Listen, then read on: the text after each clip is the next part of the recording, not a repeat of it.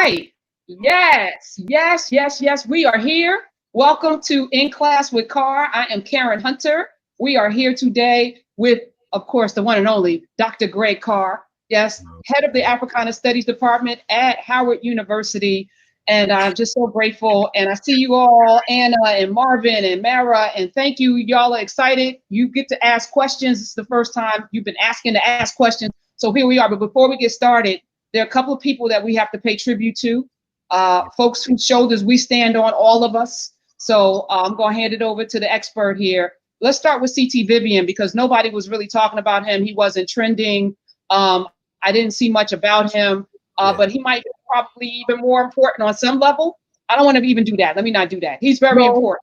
I think, well, first of all, thank you, my dear beloved sister, Professor Hunter, Sister Karen, as we launch into a new area. Everybody sees us on Saturdays having conversation as part of that broader in class that you've begun to convene. So I'm glad to be, when it's the two of us, when it's in class with Carr, I'm like, this is great. And so many questions, so many people have asked questions, so many people have talked.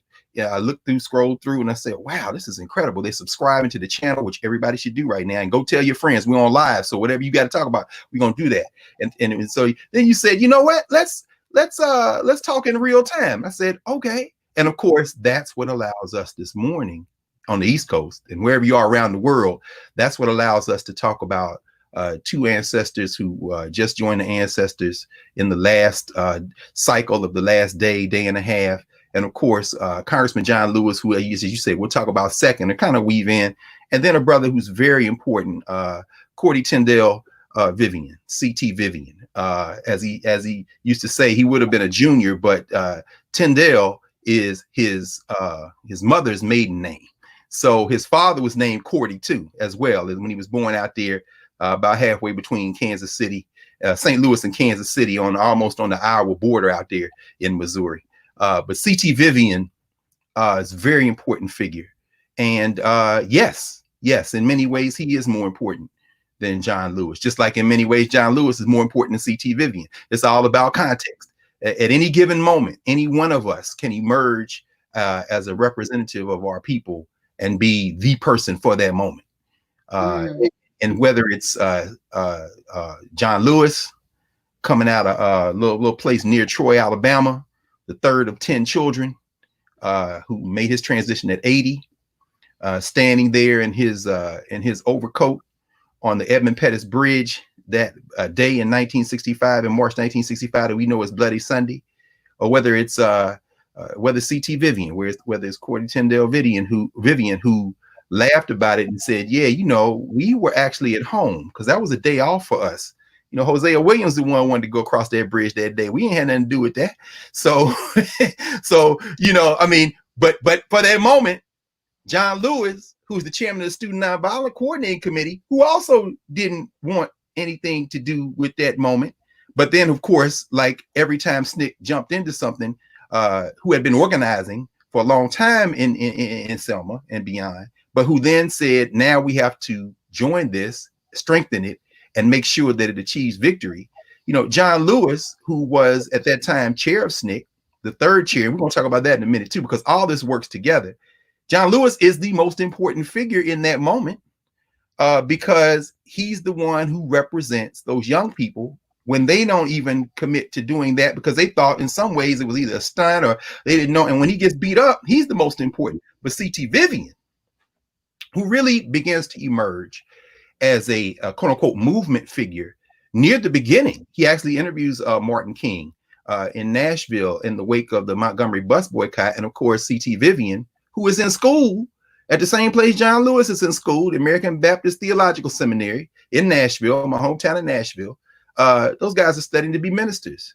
And CT Vivian, John Lewis, Diane Nash, who is still with us, so many other, Bernard Lafayette, those cats, and in fact, a brother out of Mississippi who came of age in Memphis, who becomes the first chair of SNCC, the great Marion Barry.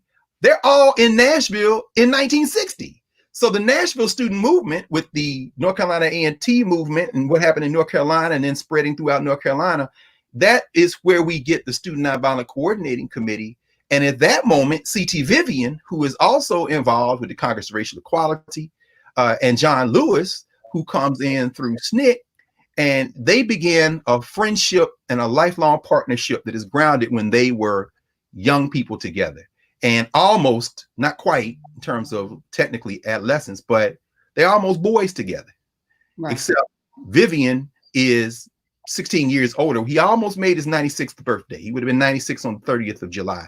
But yes, so these are the two that we open with today, because their lives in many ways are symbolic of our struggle over the last 4 generations. As I said, C.T. Vivian comes out of Missouri. When he's 6 years old, they moved to Illinois, and Macomb, Illinois. C.T. Vivian grew up in a little place that didn't have a lot of Black folks. He was an only child. Both of his families, he could trace them back through the greats to enslavement. And Vivian was, he didn't have a lot of money. He grew up during the Great Depression. However, his parents, which is why I say it's very important, and I think the parallel is there. His parents were like, yeah, but you are going to have everything we can give you. So C.T. Vivian, when he went to school, he was in a minority of Blacks in the school he went to, all the way up through high school. He said, I never really exerted myself intellectually. I never really tested the limits of my intelligence. In part, I wasn't a bad student. I was around a B student, but I could have been much more. But what I began to understand in these schools was they weren't going to take my intellectual work seriously. In other words, I knew that I was bright, but I also knew that they seemed to have limits imposed on me. He said, I really found out when I went to college. He ended up at Western Illinois. He ended up really studying English and social science, kind of bounced around. But he said, when I would get my papers back, I thought they were A papers, and I kept getting less than A, B, B minus. He says, let me test some. So he started writing papers for money for his white classmates, and they got A's on the paper. He said, that's what I thought. I see what y'all doing. But C.T. Vivian grew up in what I guess we would call today an integrated environment. In fact, yes, we would call it integrated. This is the kind of integration that typically white America likes. Not everybody in white America, but a lot of white America. Meaning what? A flood of white people and a sprinkle of few Black people.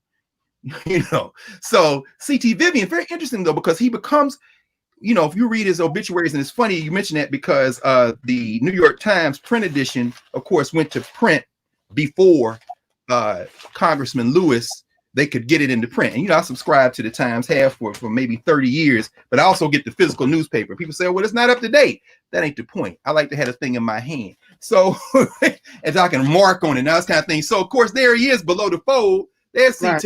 Right. So he made the front page. Now, I guarantee you, we both know what's going to happen tomorrow with the Sunday Times edition. Yeah. And let me just put a fine mark. One of the first assignments I used to give my basic reporting kids was to write their own obituary. Because obituary writing actually is one of the most pure pieces of writing journalistically. And at the New York Times, they make everybody's obituary is already in the can. So that all you have to do is the age, cause of death, and what, that's it. But the piece is written for everyone who's a public figure. And so it's a specialized space that they have, like some of their best writers in the obituary section. So I train my students to write their own obituaries because it is formulaically a perfect piece. But go ahead. I just wanted to just interject that. No. See, and this is why I love this being live. So y'all can see how we talk when we're not, because record, when we do these things on Saturday, I just hit record and then stop record and then I upload it. So it's live when we're doing it. I don't edit. It's true. When the internet went out, we came back. But I didn't change anything. I don't change anything because I think there's something organic about these conversations. And I'm glad so many people, we're up to almost 500 people. Okay, in 10 minutes. Hey, y'all. So continue. I'm sorry to interrupt. No. The reason I said it, because you're absolutely right. No, she doesn't edit. This is us. But usually before y'all Karen Paris record, we talk shop. We're both teachers. We're classroom teachers. So that that was an important observation in the course of our conversation, particularly for young people to understand. And in fact, it's interesting, Karen, the technique, the process of obituary writing, of course, goes all the way back in human history. We see the Egyptians doing that. Some of the most important literature we have survives now are really obituaries. They on stelas. They talk about the life of a person. And one of my colleagues, Mario Beatty, who's professor at Howard, who actually teaches Egyptian hieroglyphs, one of the finest students of Egyptian hieroglyphs really in the world, a brother, he gives his students the same assignment you give yours, except he tells them, look at the Egyptian model and write your obituary. So you're telling them it's fascinating to me. I mean, see, this is classroom technique. And then I'm sure somebody's listening like, why would I write no, try it and see. Try it and see. And then when you compare it to the times, and Karen, you probably saw it. I mean, they did a documentary a couple of years ago on the New York Times obituary writers. I can't think of the name of the documentary. I can't think of it, but it was fascinating because what you just described, they spent like an hour and 45 minutes focusing in on these writers. They are some of the most fierce writers the Times has on its staff. Like you said, they research everything. And this one is Robert McFadden. He wrote, as you said, with the help of the rest of the staff, here is C.T. Vivian's obituary in today's Times. So it goes on. It didn't do a full page, but it did half a page. And it's very interesting because it's interesting you say this because it says here that he was a history major in Western Illinois University. That's not true. That's inaccurate. I mean, my point is that you can always edit even after it's published. But so I'm thinking now, what source did you go to? You should have went to listen to C.T. Vivian. In fact, one of the best interviews with C.T. Vivian conducted, and of course, our brother Roland Martin did one. He's been showing it, which is very important because it's near the end of C.T. Vivian's life. Is by who I think is probably one of the most important, in fact, not even, he is one of the most important interviewers we've ever produced. He's still working. His name is Larry Crow, Larry F. Crow. He's out of Dayton, Ohio, and Chicago, Illinois. And he has been the primary interviewer for the History Makers Project out of Chicago. But Larry, he is one of the most brilliant historical thinkers I've ever known. He's my big brother. When Larry Crow started talking, I just listen. I take notes because he and the crew that trained me, Anderson Thompson, Jacob Carruthers, Harold Pates, the late Conrad Worrell, who just said that Chicago group in particular, they are master historians. And he interviews C.T. Vivian for, I don't know, the better part of, I'm going to say maybe 3.5 hours.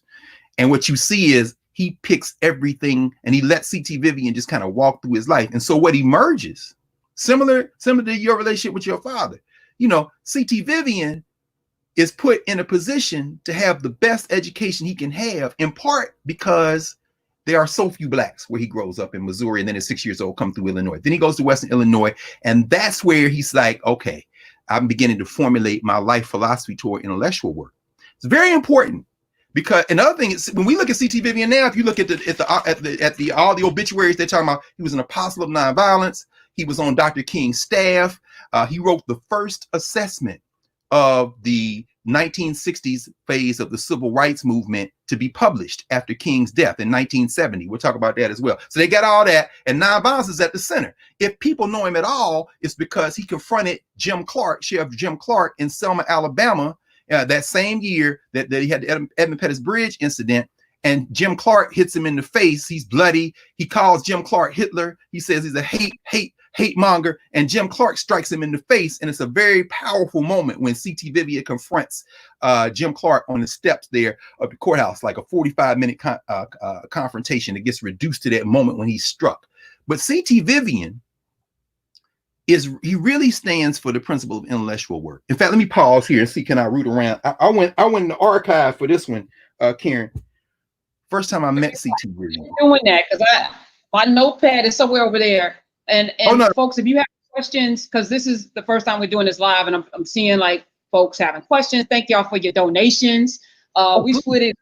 We got like an offering plate. Dr. Carr, people are giving. So I want y'all to hold your questions until after he finishes talking about John Lewis. Yes. Because we're gonna go into Nick Cannon after that. Yes. And then we can do a Q&A. Okay. So So we'll do, and in fact, I'll kind of keep this short, and then we can come back into these topics as people are asking questions. We can come. So I'll just tell this story right quick because John. I got a John Lewis story too. First time I met John Lewis, but when I met CT Vivian, I was working. We have something called Philadelphia Freedom Schools. We're still doing. We're in our 21st year. Young people. I pick a book. We pick a book together. This summer we're reading Du Bois, The Education of Black People. It's very important. So we always pick a book that's beyond what we think the schools, the universities, anywhere expect Black children to be reading, Black and brown children especially be reading. We don't even think about that. We think about the gap, as we were talking about the other week, the gap between what students can do and what they've done so far. So we were connected for the first maybe third of our existence directly to the Children's Defense Fund Freedom Schools, which of course operated headquarters here in DC. They have a training facility in Clinton, Tennessee, just outside of Knoxville, the former farm that used to be owned by Alex Haley. A beautiful place, and people come together. So every summer we would go down there. One summer I went down to help with training, and CT Vivian was there because one thing Ms. Edelman does, Mary Wright Edelman, is bring in a lot of the folks from that phase of the movement, from the 50s and 60s. So you need a Blackwell. I met a lot of people from that phase, many of whom are ancestors now. So that earlier that day, I had done some workshops and done a bunch of training stuff for people from all over the country. These freedom schools are all over the country, the staffs and the elders. In fact, I'll know the date. I forget the year, but I know the year is easy to figure out because it was the year Ronald Reagan made transition. I'll leave that to linger in the commentary. But I will say that during workshops, as the news broke, it was fascinating. And I'm sure y'all can imagine the difference between what was being broadcast on CNN and all the shows and the conversation that the movement elders were having with them young people about who that guy was. Just imagine, let your imagination run free. So anyway, so after that, I'll do that because I think, I made a comment on my radio show about there being inside conversations and outside conversations. Yes. And we have lost the ability to have inside conversations because I believe folks believe that everything needs to be said outside. That's true, Karen. So it is frustrating because how do you plan? How do you strategize if everything that you are thinking and trying to suss out is being had outside? Even this today, we'll answer all your questions honestly because we're both very honest and open people. But ask yourself as you're asking questions, is it beneficial to where we want to end up? Right. And do you want to see this thing derailed? Because it doesn't take but a half a nanosecond for somebody to pull something out of context, blow it up, throw it out, and then cancel. Teach. So I just want to lay the foundation for the questions that are going to be asked. We're going to answer them because both of us are free people who generally don't give a F about much of anything in terms of, backlash. And that's probably to our detriment, both of us. We're similar like that. No, I know it's free, but let's train ourselves to be more mindful about what we're trying to accomplish and how do we get to the promised land as we stand on the shoulders of ancestors who have now transitioned and didn't get to see the promised land. That's right. Both of them died. We still got a tyrant in office, a racial pandemic, and they didn't get to see freedom completely. So in fact, it's funny you mentioned that because after they passed that Voting Rights Act after Bloody Sunday, and we see the momentum, you look at the documentaries and they say, okay, then you saw an explosion of Black voting. And then and then you move to today, and now you got a Black president. As early as 1977, really earlier, I pulled this book, Faustine Childers Jones. There was a series of think tanks at Howard University. In fact, this one is one of the think tanks that emerged in the early 1970s, the Institute for the Study of Educational Policy. The Changing Mood in America, Eroding Commitment. That's 1977. They're already looking like, oh, no, they're not committed to Black political power. Yeah, the Voting Rights Act, because remember, they're going to have to renew the Voting Rights Act. John Lewis writes about that in his autobiography, Walking with the Wind. He's like, they had to renew the Voting Rights Act. I went to testify. So many people went to testify. They could have made it permanent, but they didn't. That's that, by the way, for people who are listening, when you hear people say, oh, they're going to take our Voting Rights Act away. No, the Voting Rights Act is permanent in terms of legislation, but you have to renew it every I think it's 10 years. I think the last time they did for 25 years. But of course, John Robertson and them figured out the end around because you can interpret it differently. That's where that Shelby County conversation comes in. But y'all, you and Lurie, I mean, y'all can talk about that. I talk about it with my law students. It's very important people to understand there are no permanent victories. You can talk about it because you got a law degree. No question, and I teach it. But I'm just saying, to the point you're raising, there are no permanent victories in this. And we've always known this. So we can't rest. These ancestors are now on the other side. And those of us who believe in those systems know that once you leave here, you get more power to help those of us who are here. But to help those of us who are here, we got to fight the battle. It's very important. So yeah, I'm kind of speeding along a little bit because I want to make the point. So we were in Tennessee. We did the morning stuff. That evening, CT Vivian's supposed to speak. And I'm fired up. It's like about close to 1,000 college students from all over the country. All the faculty is there who teach in the freedom schools. I've been helping them train students for years. I got all my Philly people there. I said, CT Vivian, the legend. I can't wait. But I sneak away because wherever city I'm in, my only thing is give me a little break to find the bookstores. Because I don't like to go nowhere and not find. So there was an old bookstore on a highway in Knoxville. I always, because I'm from Nashville, if I come through Knoxville, I'm gonna go to that bookstore. So it was on the side of a highway, little flat like bookstore, roadside bookstore. I didn't have a car, so I caught the bus to that highway and then walked all the way down to the bookstore. I'm in there on my hands and knees crawling around, finding stuff. I got to ship most of this stuff back. That's why, I got HBC professor's salary. I ain't got no whole lot of money, but I know I when I'm going somewhere like that, whatever little money's not for the rent and put it, okay, I'm going to spend that on books. So I got them to ship, but I got to a corner in literature and I found a book. I almost was like, wow. And my Chancellor Williams, people know that name. He wrote a book called The Destruction of Black Civilization. We know that book.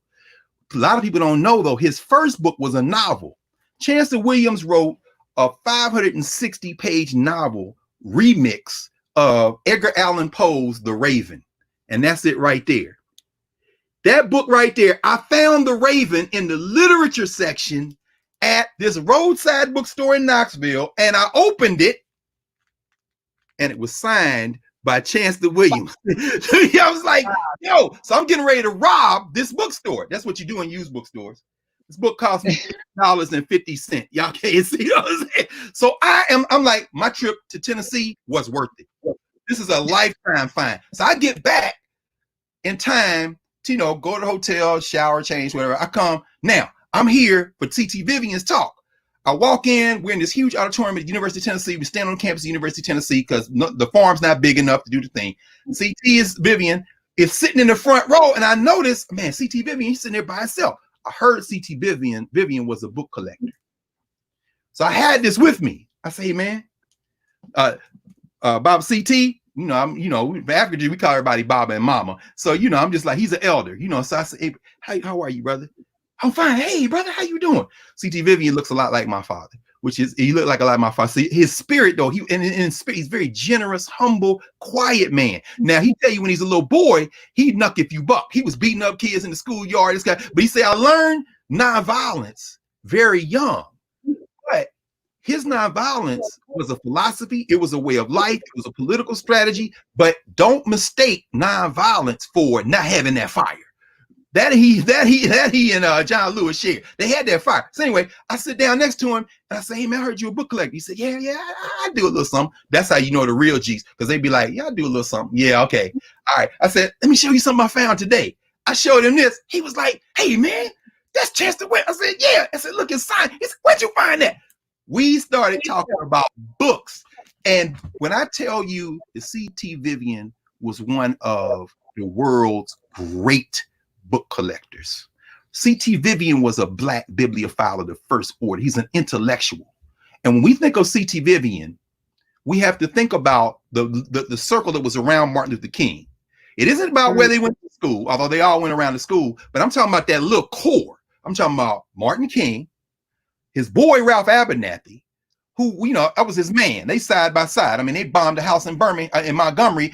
Ralph Abernathy is the one who let's get some gun permits. In other words, yeah, nonviolence is cool, but I got a baby girl back here in this back room, and Coretta is there. So so he been his ride or die since they were in Montgomery. But then you have Wyatt T. Walker out of New York.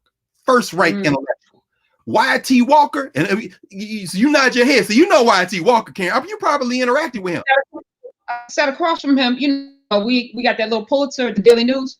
Yeah. To save the famous Apollo Theater. And so I had to meet with all of the Harlem pastors, the power brokers, to say, hey, we about to do this series and we're going to come after Percy and Charlie Rangel. And we're going to need y'all to not pick it. Okay. We're going to need y'all to, and this is what the evidence is. And this is where we're going with it, and laid it all out. Wyatt, Reverend Sharpton, they were all in the room. So yeah, I convened that meeting at the Daily News. So, yeah, the church, of course. This is the history you don't get in reading the books, and this is why. Look, I'm gonna read the book. We're gonna read the book. We discuss the book, but this is the difference between that mouth to ear stuff. When we were talking about Dave Chappelle a few weeks ago, this is the difference between the domas. You got to be in there. That's the lifeblood of our memory. That's very powerful. And before you go forward, because there are a lot of folk, and you talked about this. We're gonna get to Nick Cannon.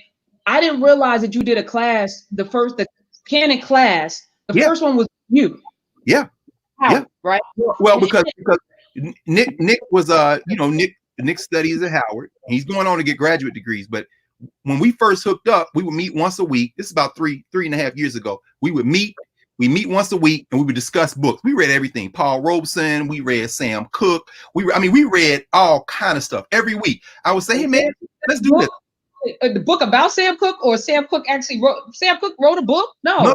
Well, he didn't. We read the biography that was written on Sam Cooke, but we read Paul Robeson's autobiography. Here I stand. Absolutely. We read Dick Gregory, the N-word, his N-word and nigger, right? We also read Write Me In, because we were talking about voting, and Nick is like, I want to think through the politics of voting, because I got a lot of people who I interact with. Because you see, the thing about Nick is he's in the street.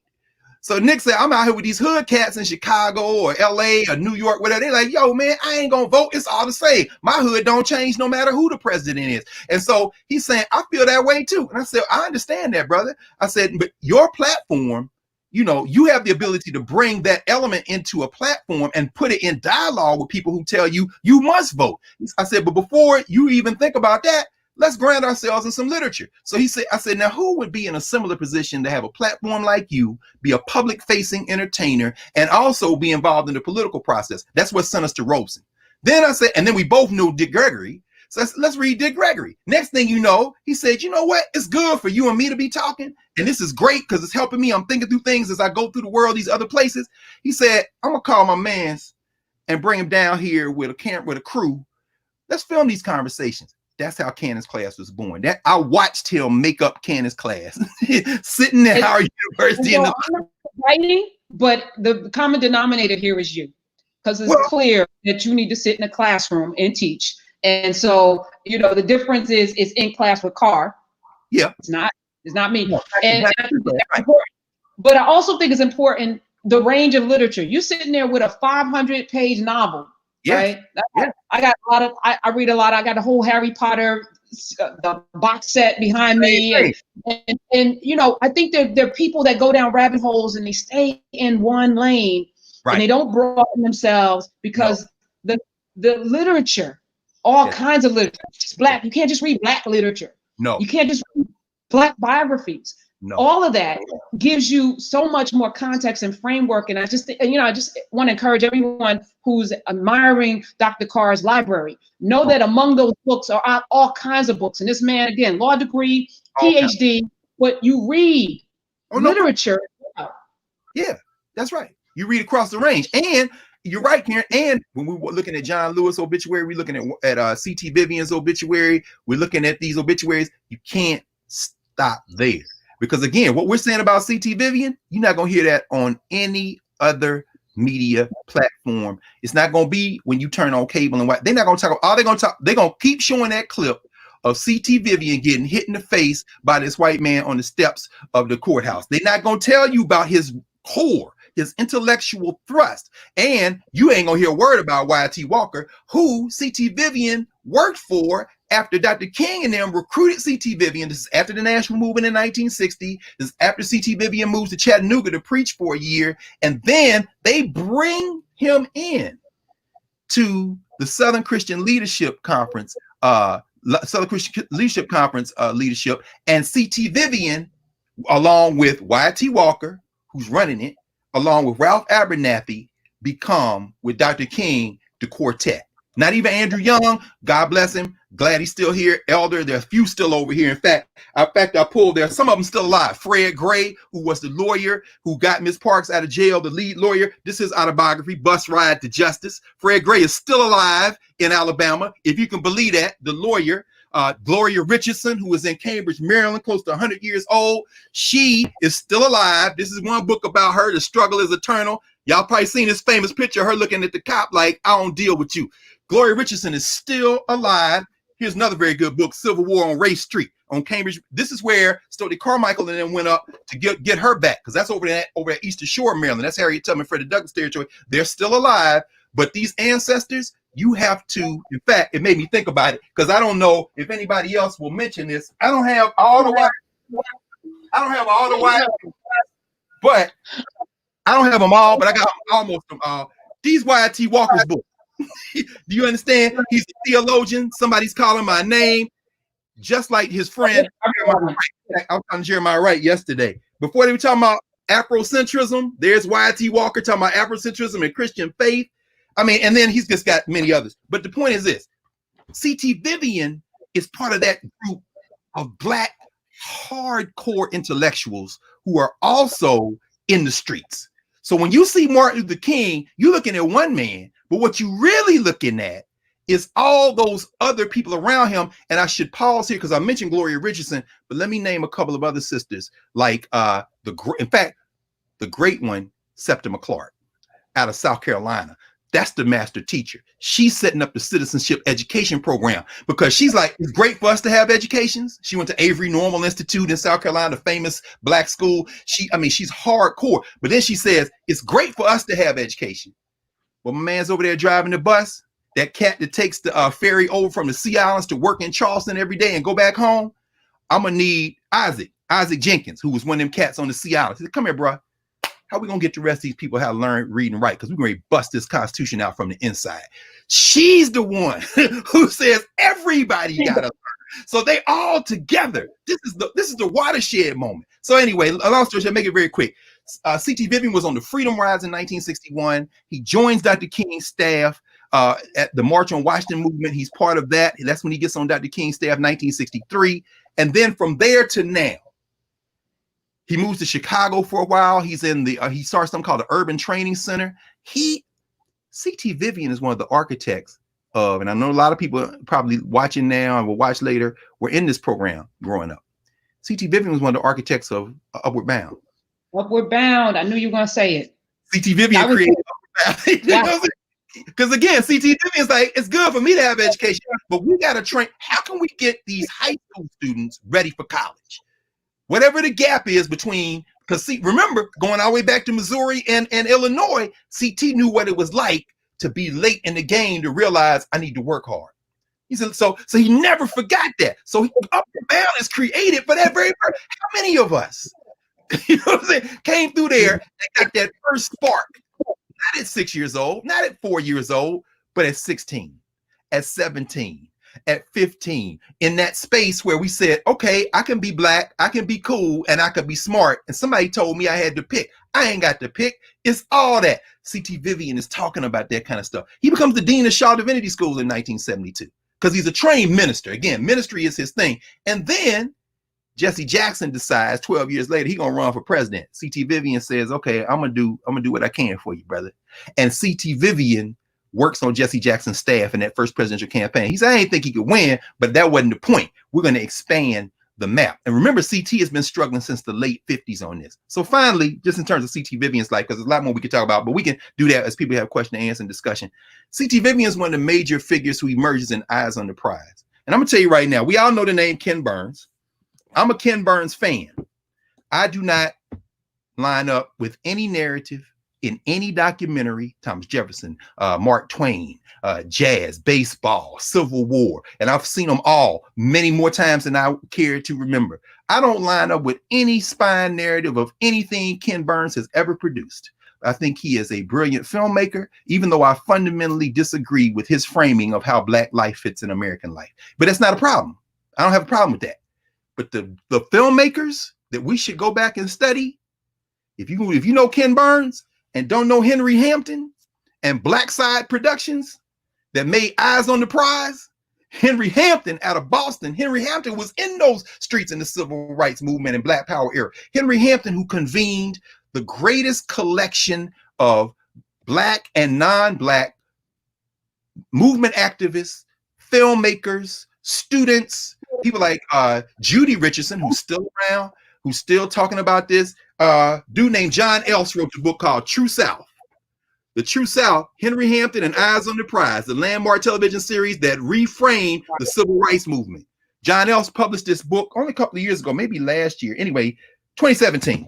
Let me tell you what he says about what they did with Eyes on the Prize and how C.T. Vivian fits in this. Because you're going to see this stuff over and over again. And when you see C.T. Vivian, if you see him at all, since he's made transition a couple of days ago, John Ellis says in this book, both the movement and Henry Hampton's team chose their sheriffs carefully, judging their battlegrounds in part by the quality of available villains. So understand, you see John Lewis, this man lived to be 80 years old. He's been in the United States Congress for 2 generations. But today, you're going to see clip after clip of a 20-something-year-old John Lewis getting his ass beat on the Edmund Pettus Bridge. They chose their villains carefully. In other words, we think, oh, it's just accidental. No. How are we going to illustrate? And so in this book, they talk about how they interview these cats. You know, Bull Connor, he was why did y'all confront? Oh, no. Y'all thought that was an accident? We knew the cats that was so racist that they couldn't stand it. And we knew the cameras were going to be there. So Jim Clark, we're going to make you famous forever. You know what I'm saying? CT is like, I'm going to make you famous forever because I know you're a racist.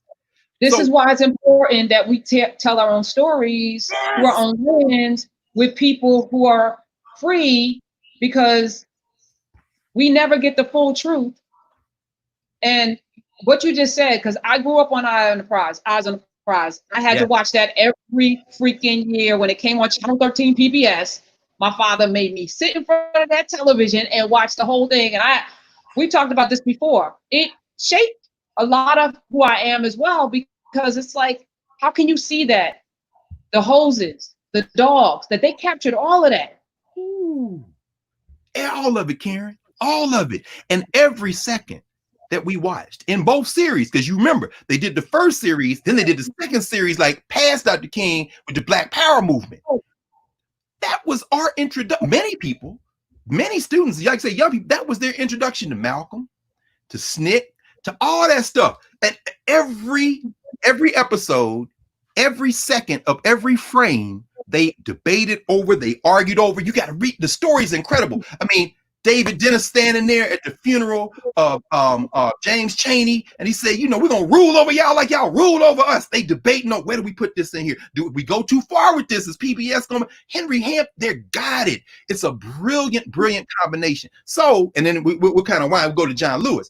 C.T. Vivian lives in Atlanta. He was in Atlanta when he made transition. His book collection, everything is there. He develops a series of think tanks. He's doing all this work. It's very important to understand that C.T. Vivian never stopped working. And so I would encourage people to look him up and to study him, because I was in Atlanta. We did a voter registration drive at we went Morehouse, Jackson State. And I went, a group of people took me out, I was hanging out in Atlanta. We went to this club. It's not a club, it was like a workplace center, tech space owned by Black people. It had a restaurant, there's places where you could meet and develop your tech ideas. It was amazing. As I was leaving, C.T. Vivian was in the lobby having a meeting. C.T. Vivian was in the lobby. We just stopped and went up to him and gave him his praise. But I think about, as you're talking about him today, so many people walked by and didn't know who he was. No question. So many people walked by this man and didn't know who he was and how great he is. And he was so humble and so gracious. And now that he's not here anymore, I'm doing this today. And I think it's important for you to talk about him today so that we never forget. We should never forget these people, because it's easy to say, They didn't do anything. John Lewis was in Congress. You were in Congress for 40 years. You didn't do anything for Black people. And it's like, yo, y'all just don't know. Come on. You just don't know. Your ignorance is stunning. So we're going to fix that. There's a cure for ignorance. It's called knowledge. And we're here for it. Right. In fact, I'm glad you said that, Karen, because, and I think I was at the place you're talking about, because it's like mostly young people, right? It's like the tech. Young people in a strip mall off the beaten track, huge facility, beautiful. Shout out to, I shouldn't shout out people, but yeah, you know who you are, who brought it. No, it's funny. The ancestors, and look, for those of you like Karen said, she just pushes record and we go on. But we often say this: the ancestors are always with us, and they don't make any mistakes. I just kind of went in the other room and threw on a T-shirt. This says historically Black. I got this shirt because when I was at that place you talking about, these ancestors are crazy. You gotta stop lying. We were there. Oh my God. In February, President's Day, they renamed it Obama Day. We were at the AUC. We had a day-long conference talking about Black politics, all this kind of thing. And then we went to that center to watch a screener of the first maybe 20 minutes of my man Stanley Nelson's Tell Them We Are Rising HBCU history documentary that came on PBS, American Experience. And that's where this shirt came from. You know what I'm saying? Hey, that's Jacqueline Cole. Jackie Cole. It's coming up on here. Do you see? Yep, I see it. All right, I just pressed that. This is my first time doing this, okay? So I don't know what I'm doing, but we're going to figure it out. And so I just pressed into the question. So I leave the question up there. Maybe I'll hide it. We'll come back to it. Maybe we shouldn't. Let's do this. Let's do this. We don't have no format. We don't have no format. We do what we do. All right. So wants to know. Let me tell you right quick. So when we went to that, when we did that, we did the Tell Me We Are Rising. That's where I got the shirt from, and we were in the same place. I'll end this with C.T. Vivian very quickly. I should have mentioned it. This is the book that I was talking about, Black Power and the American Myth. C.T. Vivian in 1970. Dr. King has been gone for 2 years. Oh, by the way, C.T. Vivian's wife in 1970, same press, Fortress Press out of Pennsylvania. C.T. Vivian's wife wrote the first biography of Coretta Scott King, her friend Coretta Scott King. So I mean, there's a really important connection. So this book, Black Power and the American Myth, the book is only about 130 some pages. It is a brilliant analysis of the movement. He talks about the fact we had to get the Black middle class because they had to be convinced that movement was in their own interest. It's like this guy is so clear, and you could read it and think he was talking about today. I want to read you just a line from it. He's talking about revolution, because now people talking about revolution, right? C.T. Vivian says, white Americans must ask themselves what kind of physical and psychological situation would make them revolt. Only when they understand that will they understand what is taking place in the Black community. He says, people do not lightly take to the streets with their grievances. It is an act of desperation. People do not choose rebellion. It is forced upon them. Finally, C.T. Vivian writes, revolution is always an act of self-defense. This is 1970. No, he said, you think we want to be out here with this Black Lives Matter event? No, we have no choice. We cannot breathe. C.T. Vivian is one of the great thinkers of recent world history. Forget American history, Black history, think world history. C.T. Vivian is an incredible person to think about. And we talk about John Lewis. I mean, let's go to, I know Jacqueline Cole. Jackie came out of University. She worked for the State Department. She lived in Africa. This is one of our brilliant next generation. Karen, you always asking where my place. This one of them right here. I see Jackie Cole. It's ancestors. What you want to read it? I don't. Yeah. Question: with the migration from the Black church, how do we understand and take advantage of the elders who worked in these spaces, and how we use this institution for our benefit toward the movement? And this question is powerful because I was going to come back to it with you anyway, because you talked about C.T. Vivian. You talked about John Lewis, both of them being in a seminary, Martin Luther King seminary, Malcolm, studied religion. And I think we've lost, and today people say, oh, get out of here with that Christian stuff. That's the white man, blah, blah, blah. That's the weak Black people do that Bible, that Christian stuff. But it's strategy. It's the place where those folk met and had those conversations that led to the things that now we can't even get done because we put all our business out on the streets, which we're doing today. So, that's exactly right, Karen. I would say that, no, first of all, of course, You're absolutely right. And the nature of our institutions has shifted, and some of that is cultural.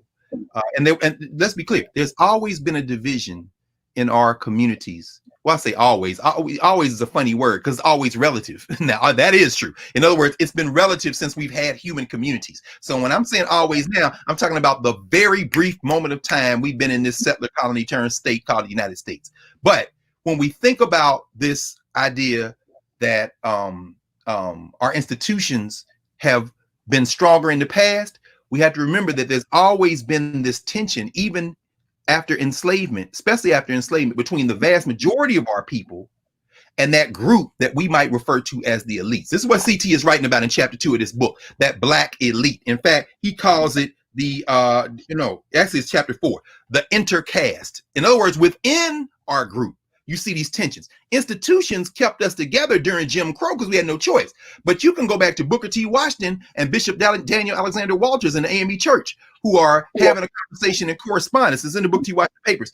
The Bishop Walters is like, these Negroes who didn't study, who didn't go to seminary, who don't read, they are killing us with these sermons that don't, they're just hemming and hawing and singing. Bishop Walters is like, I can't. What are we going to do? Now, this is in the I guess Walters is writing him in the 1890s, 1900. So you see Walters saying, God is singing. There was a guy out of Richmond, Virginia named John Jasper who gave a sermon that people loved. In fact, they used to copy his sermon and preach it all over the country. It was called The Sun Do Move. Meaning what? He was saying, don't let these scientists tell you that the earth revolves around the sun. In the Bible, it says in the Battle of Jericho that the man held up his hands and stopped the sun. The sun do move. And he said, this thing was storming the country. Walters was tearing his hair out. He said, we can't. So when we think in 2020 that the gospel, prosperity gospel and all that's a new thing, nah, that's the latest iteration of the tension between, did you study systematically?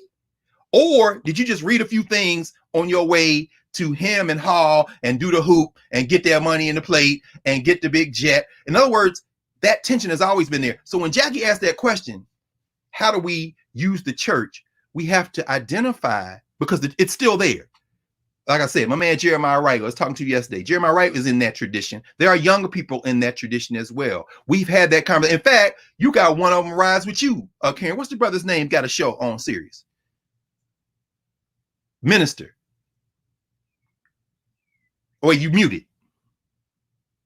Because I'm trying to bust the stories. Yes. Reverend DeForest stories. Yes. Exactly. Yes. So in other words, yes, he is about that life. Yes. No question. They're there. Renita Weems out of Nashville. I'm thinking about the sisters. In fact, people have been talking about Nick a lot, Nick Cannon. A lot of people don't know this. Nick Cannon's auntie was one of my great teachers at Temple University, the great theologian Katie Geneva Cannon. In fact, she wrote a book called Katie's Cannons, a theologian. You know, so I'm saying they're there. And Jackie, Jack knows they're there. The question is, how do we get our young people in particular in conversation with them? And how do we restore the value of directed study? That's part of what we're doing on Saturdays, is getting directed study. You know, and so that's very important. And John Lewis fits in that as well. I just do a few. Yeah, I do a few seconds on John Lewis. You want to jump in, Karen? No, actually, I want to pause on John Lewis for a second because that's a lot more complicated. I'm looking at the time, your time. I want to be respectful and I want to get as many questions in as possible. But as you talk about this, there's a lot of suggestions about what this should be. But it's disrespectful to think that there's not a plan here. It's disrespectful to think that there's not a trajectory that I'm not seeing 5, 10 years, 50 years, 100 years from now with this and that. And I've talked to Dr. Carr about this off mic. This is about getting the soil right. And the very thing about converging the generations and allowing folk, when I talk about that baton being handed, you can't grab a baton that you haven't trained to run your leg of the race for. That's the truth. And so batons get dropped. A CT Vivian has run a full leg. He gets to the end of his life. He's gone now. Baton is dropped. Nobody's there to pick it up because they haven't trained to do that. And then they're going to start all over again. Right. And that's why we can't get to where we need to go. John Lewis gone. Baton dropped. Who's picking it up and who's trained to do that? And if we are never having that conversation and appreciating what was done, even if the only thing John Lewis did and CT Vivian did was get busted in the face or get their ass whooped on a bridge, it was still enough to stand on to get to the next place, because it changed and shifted America much the way George Floyd's murder did. That's right. So I want to have these conversations with somebody, and I got some pushback about my comment about there was no scholarship in the room with Nick and Professor Griff. And what I'm saying is, there's no disrespect to them, but what I'm saying is there's not enough. I don't care what you read. It's not about being, oh, that's an elite comment. It's not an elite comment. It is a sum total of all the things you're talking about. That's right. About the experiences that people have that they bring to the table. When you talk about those 4 people being in the room, constantly battling each other, iron sharpening iron, it happened again in the next generation with Gwendolyn Brooks and Red Fox and Malcolm X. They would sit in a diner and bang up again, and Bumpy, whatever his name was, the drug dealer, would yes, sit and talk about what needed to happen. Who's doing that? Everybody's pontificating, and they're posturing for a position somewhere and making sure they got enough followers. You and I don't give a F about that. We're here because there's a game plan, because I can't close my eyes on this earth until I see us get there. That's right. And we're not going to get there under this current way that we're doing things. So y'all get it together. But you and I are going to be continuing to do what we do. And if you have suggestions about other things that need to be done, go do them. Yes. We got to hold the head. We joining this crew right here. That's exactly right. And I'm looking at the questions that are coming, and also I see Josh's question. And I'm just picking randomly because the reason I asked is because the reason I'm saying that Karen, is so important, and we've talked about this many times. Individuals don't beat institutions. So the thing that breaks my heart often, look. People ask all the time. Somebody asks on kind of look down at the YouTube, is what's going to happen to your books, my books, our collections? We make our transition. Rest assured, it's going to Black institutions. And by Black institutions, I don't necessarily mean the Schomburg. I don't mean the HBCU. I mean that we have to have Black institutions, and we have those, and those are good repositories. But we also must have independent institutions that we control from ground up. And that's one of the reasons why those of our people with capital, it isn't all just investment folks. It's also folks like Dick Cannon. We have to be able to have them be able, and as Carter G. Woodson built the Association for the Study of Negro Life and History, it was school children given a nickel apiece. Because when you got a whole lot of people, everybody ain't got to do a lot. We have to have spaces so that these things are not only preserved in one place, they become living places where we can have the kind of institutions that Jackie's talking about to train these folks. Because, it's interesting, the Cannons class format, Karen, since you mentioned it, right? And I thought what y'all did the other day was brilliant in terms of that, teasing out these distinctions, dealing with what that space is. Just a behind the scenes glimpse into that process. The first ones we did on the East Coast were almost all academics. Our sister Natalie Robeson, who wrote a book on Barracoon, on the book that Zerna Hurston that was published, that her interview with Casula Lewis out of Florida and Alabama. Sister Natalie out of Hampton wrote a book about the history behind that ship. Nick had read the book, called her. She came up and sat at Cannon's class and did a whole interview on it. So he did an interview with Black psychologists, kind of thing. Now, when he brings in the hip hop artists or the entertainers or the athletes, same format, which is this. He's sitting there asking questions. They come in. He's read something they've written in addition to whatever else he's reading, and he lets them dictate the rhythm. So when you see him and Griff, he's in there, he's challenging, but he's also co-signing, he's back and forth, but it's really being driven by the person who's in there and something they wrote. And if you've read any of Griff's work, and I got it back there too, because like Karen said, you got to read everything. You can see, I can read Griff's work and say, okay, this is very interesting. This right here, I don't know, because I'm reading it against all the other stuff I'm reading and the places I've been. Nick's doing that too, except he ain't been on the planet as long as I have, and he been kind of busy stacking chips, becoming one of the biggest, most recognized faces on the planet. So as he's shifting into this other thing, it's gonna take him a while to catch up. But what you can guarantee is, like Karen, like myself, like anybody else committed to learning, we're only gonna get better. Like everybody in this room. So it's a complicated thing. There were books in the room. There were hints at scholarship in the room, but what was in the room was chopping it up around the thing that was in the room too, those texts.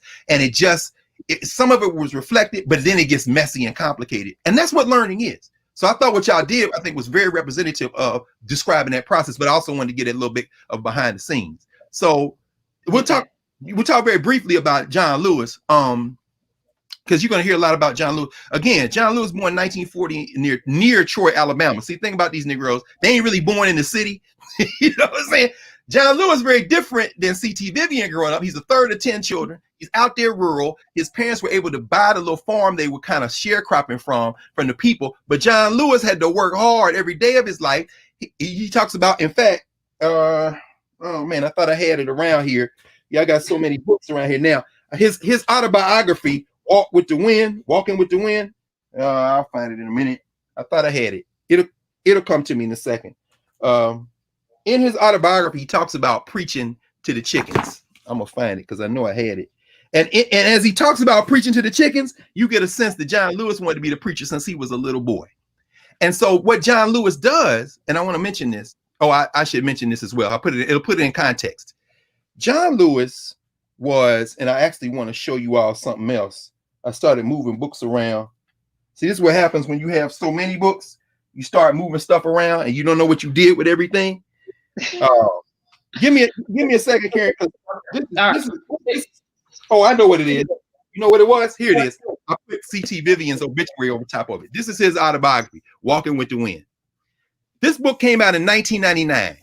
But when I tell you this 496 page book, including the index 500 page book, covers John Lewis from birth to Bloody Sunday, and only starts talking about anything that happened after that on page 405. That gives you a sense of, if you're looking at John Lewis or any of our lives like a musical composition, let's say our lives are a 3-minute and 30-second musical composition, John Lewis don't get to the greater part of his life until the last minute of the song. Not even the last 30 seconds, really, because that's how we think of John Lewis. He didn't stop living in 1965. In fact, John Lewis was the third chairman of SNCC. I'm gonna tell you how SNCC works, right? I'm gonna show you. I just show you the covers. This is the first chairman of SNCC, the great Marion Barry. Yeah, mayor for life, DC. He brings that SNCC through to DC and changes black politics. This is a genius. This dude right here was only short of writing his dissertation for a PhD in chemistry when he dropped everything to become a movement person and became the lead. Yeah, John, I mean, this guy's a first-rate intellectual. You can say what you want to. Young people talking about him smoking crack. Y'all don't know nothing about me. Go read Marion Barry's book, Mayor for Life. He's the first chair of SNCC. Chuck McDew was the second chair of the Student Nonviolent Coordinating Committee. The third chair of the Student Nonviolent Coordinating Committee was John Lewis. John Lewis, coming out of Alabama, worshiped Martin Luther King. In fact, met Dr. King in 1958 because Dr. King sent him a round trip ticket to come visit him because he had written to Dr. King. He goes to the seminary in Nashville, just like C.T. Vivian does. He wants to remember C.T. Vivian 16 years older than John Lewis. He's in Nashville, 1959, 1960s, 19, 20 years old. He gets caught up in the Nashville student movement. 1961, he joins the Freedom Rides. He's one of those original 13. C.T. Vivian on the Freedom Rides, but John Lewis is remembered because remember when the bus pulled up into Anniston, Alabama, and the Klan and the police is there. They burn the bus, they bomb, they pull them all up. John Lewis got beat so many times. He was arrested over 40 times between 1960 and 1965. John Lewis spent several weeks in Parchman Penitentiary in Mississippi. That's where they had Stokely Carmichael. That's where they beat Fannie Lou Hamer. I mean, brutal. His courage can never be questioned. He's the leader of Student Nonviolent Coordinating Committee. Oh, that's why I was going to tell you the story. I didn't meet John Lewis until later in my life. The 50th anniversary of the Student Nonviolent Coordinating Committee, they took it back home to the place where Ella Baker made sure they had a place to be undisturbed so they could meet. And that was her alma mater, Shaw University, Raleigh, North Carolina. So in 2010, all the SNCC heads got together. It was incredible. We brought a few students from Howard University. I'm saying, I got to get down there. These are my people. Actually, they asked me to be on a panel on education. That's like being asked to go to the Apollo.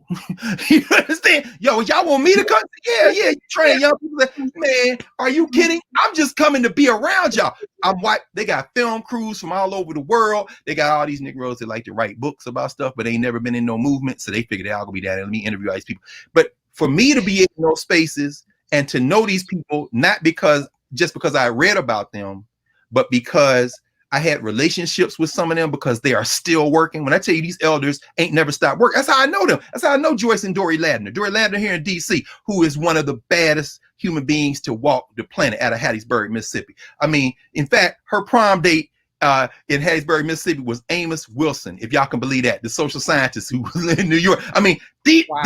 This is a different kind of Black person. You understand? And they still fight. Dory and Joyce Ladner had dinner with Medgar Evers the night he left them, drove home, and got killed in his driveway by Byron De La Beckwith. That's the kind, and they're all young people, Tougaloo, Jackson State, Millsap College. That's who these Mississippi folks are. So Matthew Jones and his brother, all the cats who wrote In the Mississippi River, the murder of Medgar Evers, all those movement songs that we still sing. So they're all in North Carolina. We're all in Raleigh. And then we go to the auditorium because they're going to have a luncheon speech by Eric Holder. Why? Because of what we did, you get to be the Attorney General. So we want you to say it out your mouth. So he's standing up there. Joyce Ladner is the mistress of ceremonies. Dr. Ladner, Black sociologist, wrote a book called The Death of White Sociology in the 70s as a young sociologist, a member of the Institute of the Black World founding group with Vincent Harding and others. She was the first Black woman to be the president of Howard University. She was the interim president for about a year and a half. It should have been the permanent president, but that's a story for another day. This is the caliber she is, and she's a SNCC legend. So she's in there. She's missing ceremonies. Eric Holder is there. He's talking. I'm sitting maybe about 5 rows from the front, all the way on the left-hand side against the wall of this big church auditoriums. I don't know how many people there, 1,000 people, however many. So I'm sitting there just like, I'm just taking everything in. And then, of course, after the day's programs, everybody goes back to the hotels, whatever, and they just go in. You know how that works. Now you get the real stories. I'm saying, well, everybody talking about stuff, right? We had a tribute to Kwame Ture. I sat next to his sister. His sister was like, you remind me of my brother. I want you to come sit next to me. I was speechless. You understand? So I'm sitting there. I mean, I'm watching these cats who risked their entire lives when they were teenagers and 20-somethings talk about this stuff, right? 50 years later. It's fascinating. So I'm sitting there and there's an empty seat next to me. So I'm sitting there. Next thing I look over is John Lewis. John Lewis's people had snuck him in because he got to go up there in a minute, but he hadn't had anything to eat.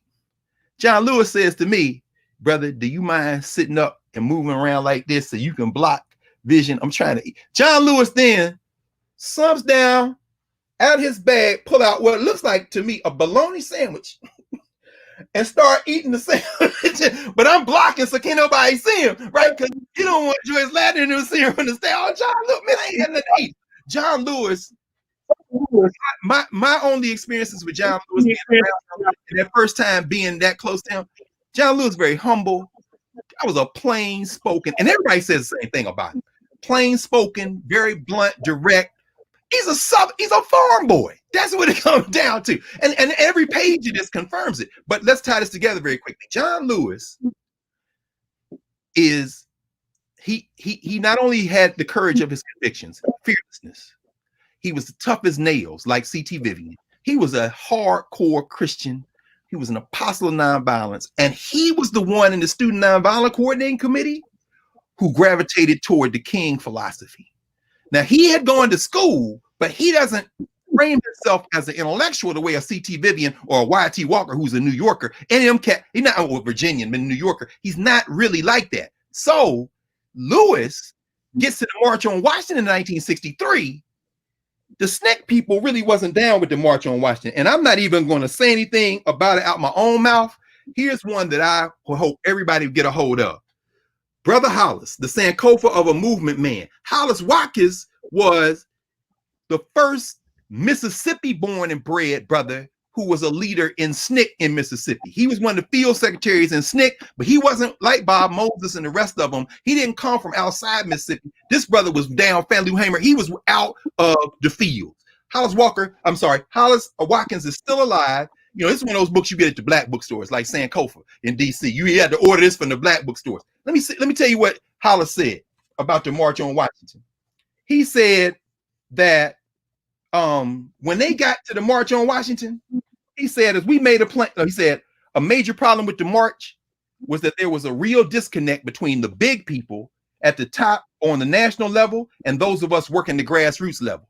He said those of us in Greenwood, Mississippi, and practically all over Mississippi, including local community people and folks working in those communities, did not know that the folks sitting at the head of power, including top officials of the major movement organizations such as Roy Wilkins of NAACP, King of SCLC, A. Philip Randolph of the Brotherhood of Sleeping Car Porters, James Farmer of CORE, Whitney Young of the Urban League, and John Lewis of SNCC. This is Hollis Watkins talking, not me. Would relinquish so much to appease the white clergy and the Kennedy administration. As we made a plan, they made one, which superseded and co-opted our plans. Hollis Watkins says, finally, to paraphrase Malcolm X, the March on Washington turned out to be as orderly as a Sunday school picnic, causing Malcolm and the rest of us to feel betrayed. Malcolm couldn't have defined the march any better than when he called it a sellout, a picnic, and a farce in Washington. The so-called civil rights leader either sold out or were bought out under the guise of compromise. That's not me. That's not you, Karen. That's not us tweeting back and forth. That's a cat who put his life on the line every day in Mississippi, who was from Mississippi. And so John Lewis he's the head of SNCC.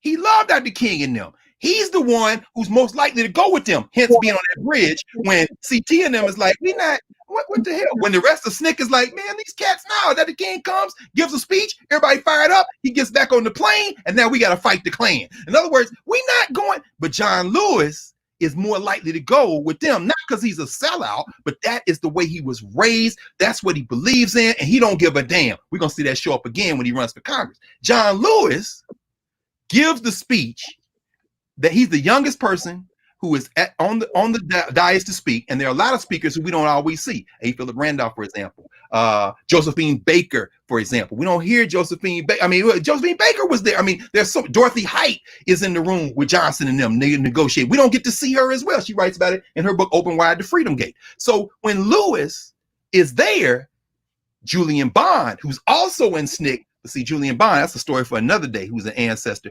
Julian Bond daddy was Horace Mann Bond, who was the president of Fort Valley State, president of Lincoln University. Julian Bond was black royalty in the civil rights movement, but he's also got this black nationalist thing with him, which is kind of conflicting. We can talk about that another day. Anyway, they are saying to the rest of these guys, King and them, A. Philip Randolph, we're not changing this speech. John Lewis' speech is a SNCC speech, and we ain't toning it down. Finally, they send A. Philip Randolph, who they call the old man, who was going to have a march in the early 40s against Roosevelt to get these jobs and integrate war economy. They send A. Philip Randolph to beg John Lewis and Julian Bond, could you at least change a little of this language? I've been waiting my whole life for this speech. Don't mess it up. Hollis Watkins and them find out, like, yo, man, y'all compromise. John Lewis and Julian Bond changed the speech enough so they don't really hammer Kennedy like they were going to hammer it. So that leads to tensions. Eventually, John Lewis is taken out in a controversial vote as the chair of SNCC. So remember what I said.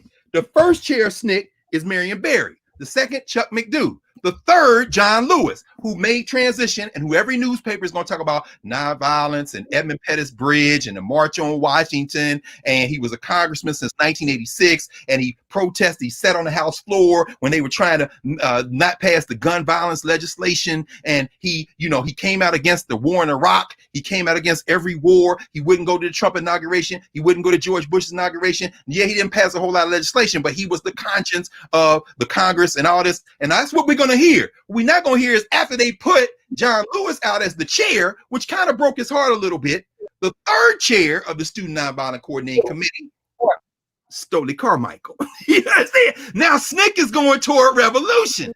SNCC is like, John Lewis, look, we got to fit. And then the fourth chair of the Student Nonviolent Coordinating Committee, I'm sorry, the fifth chair of the Student Nonviolent Coordinating Committee, after Stokely Carmichael, is the only one still alive.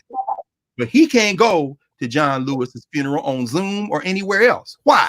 Because the fifth chair, who was gone by the time 2010, who didn't come to 2010's reunion, but his brother was there. I got a chance to chop it up with him a little bit. H. Rap Brown. Now they black as hell. H-Rap Brown, John Lewis, and them are gone. Julian Bond and them are gone. Because SNCC then says, you know what? All who risk their lives, we love y'all. You should organize in white communities. SNCC need to be a black thing. If you want to read about it, James Foreman writes about it in The Making of Black Revolutionaries. This is James Foreman, very important. Also in the middle of that, they form coalition with the Panthers. H-Rap Brown is still alive. He becomes a Muslim. He changed his name to Imam Jamil El-Amin. Where is H-Rap Brown today? Where is Brother El-Amin? He is in the federal penitentiary because they accused him of killing a cop in Atlanta in the year 2000. They convicted him, sent him to prison where he still is because they have been after him all the time. Understand? And the guy that killed him confessed. So I did it. So he been trying to get a new trial. Wait, the guy that actually killed the police confessed. Confessed. So I did it. But El-Amin is still in prison. El-Amin is going, he got myeloma now. He's got cancer.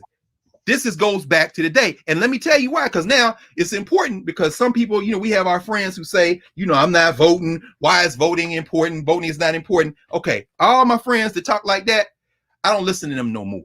You know why? Because if you're a real revolutionary, like all these people, and I'm not saying, look, I would have been in that room voting against John Lewis too. Let me just be very candid.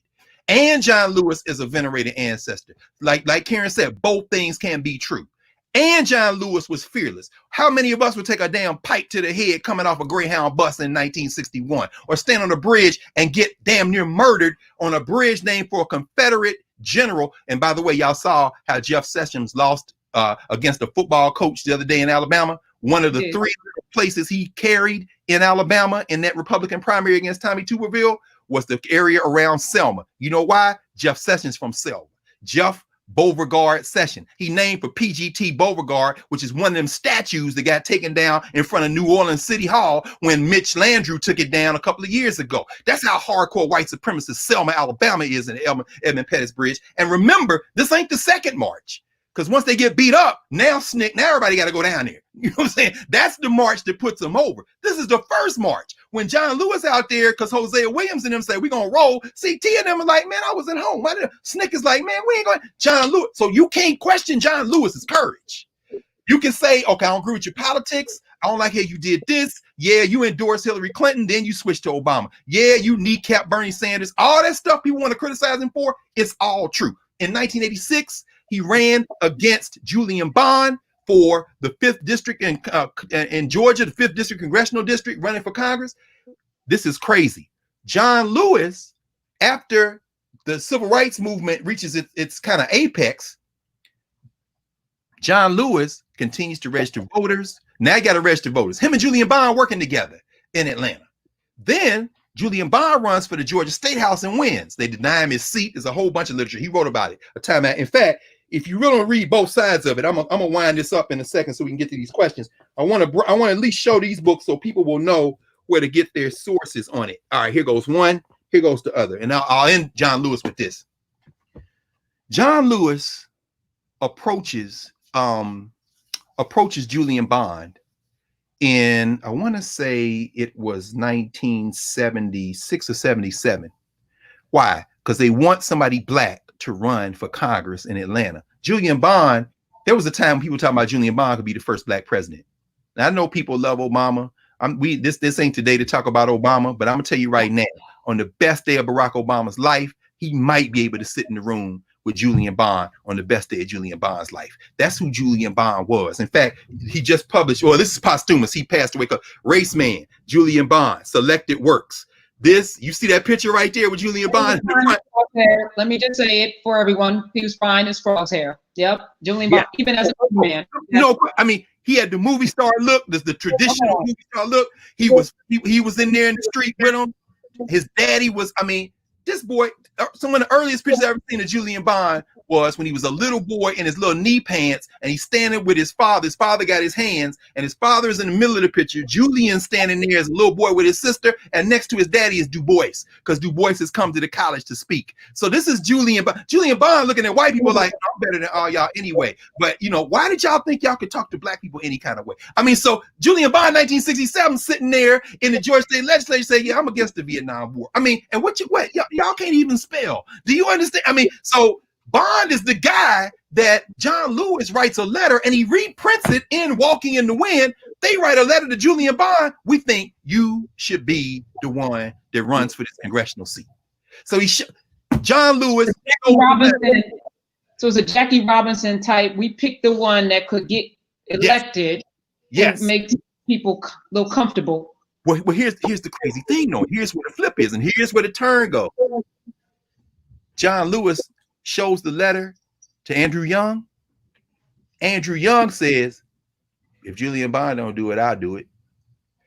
So Julian Bond declines. Andrew Young runs, gets beat. 2 years later, runs again and wins. And that's how Andrew Young becomes the first black congressman to come out of Georgia since Reconstruction. They wanted Julian Bond. Andrew Young looking like, yeah, well, I'm looking at that #1 spot, so maybe I'll do. And then what happens? John Lewis runs for Atlantic City Council, wins, says he's going to do a 4-year term. And in 1986, John Lewis said, I'm going to run for that seat that Andrew Young had. Except Julian Bond by then has decided he want to run, and Julian Bond declares first that I'm going to run.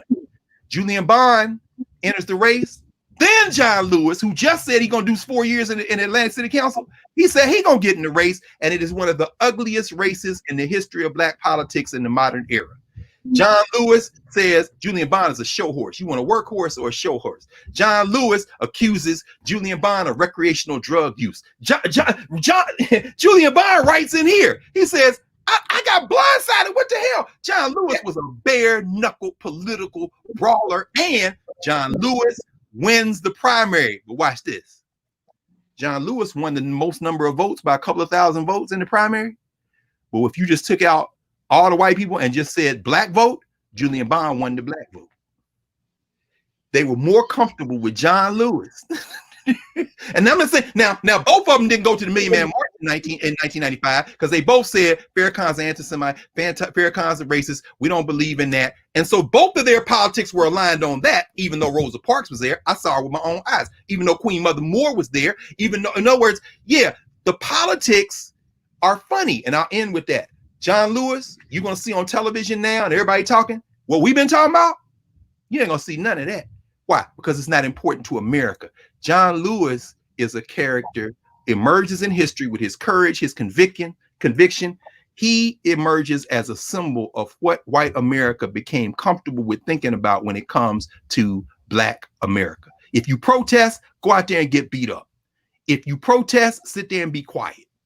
If you come in here, you can challenge power, but we need to hear it in a certain way and see it in a certain way. We will not allow you to come in here and say anything. If we lynch one of your children in Florida and have some pretend cop blow him up, and your president of the United States that you love so much gets on television and say, if I have a son, he might look like Trayvon. We're gonna beat him up till he come on TV and say, well, I didn't mean for anyone.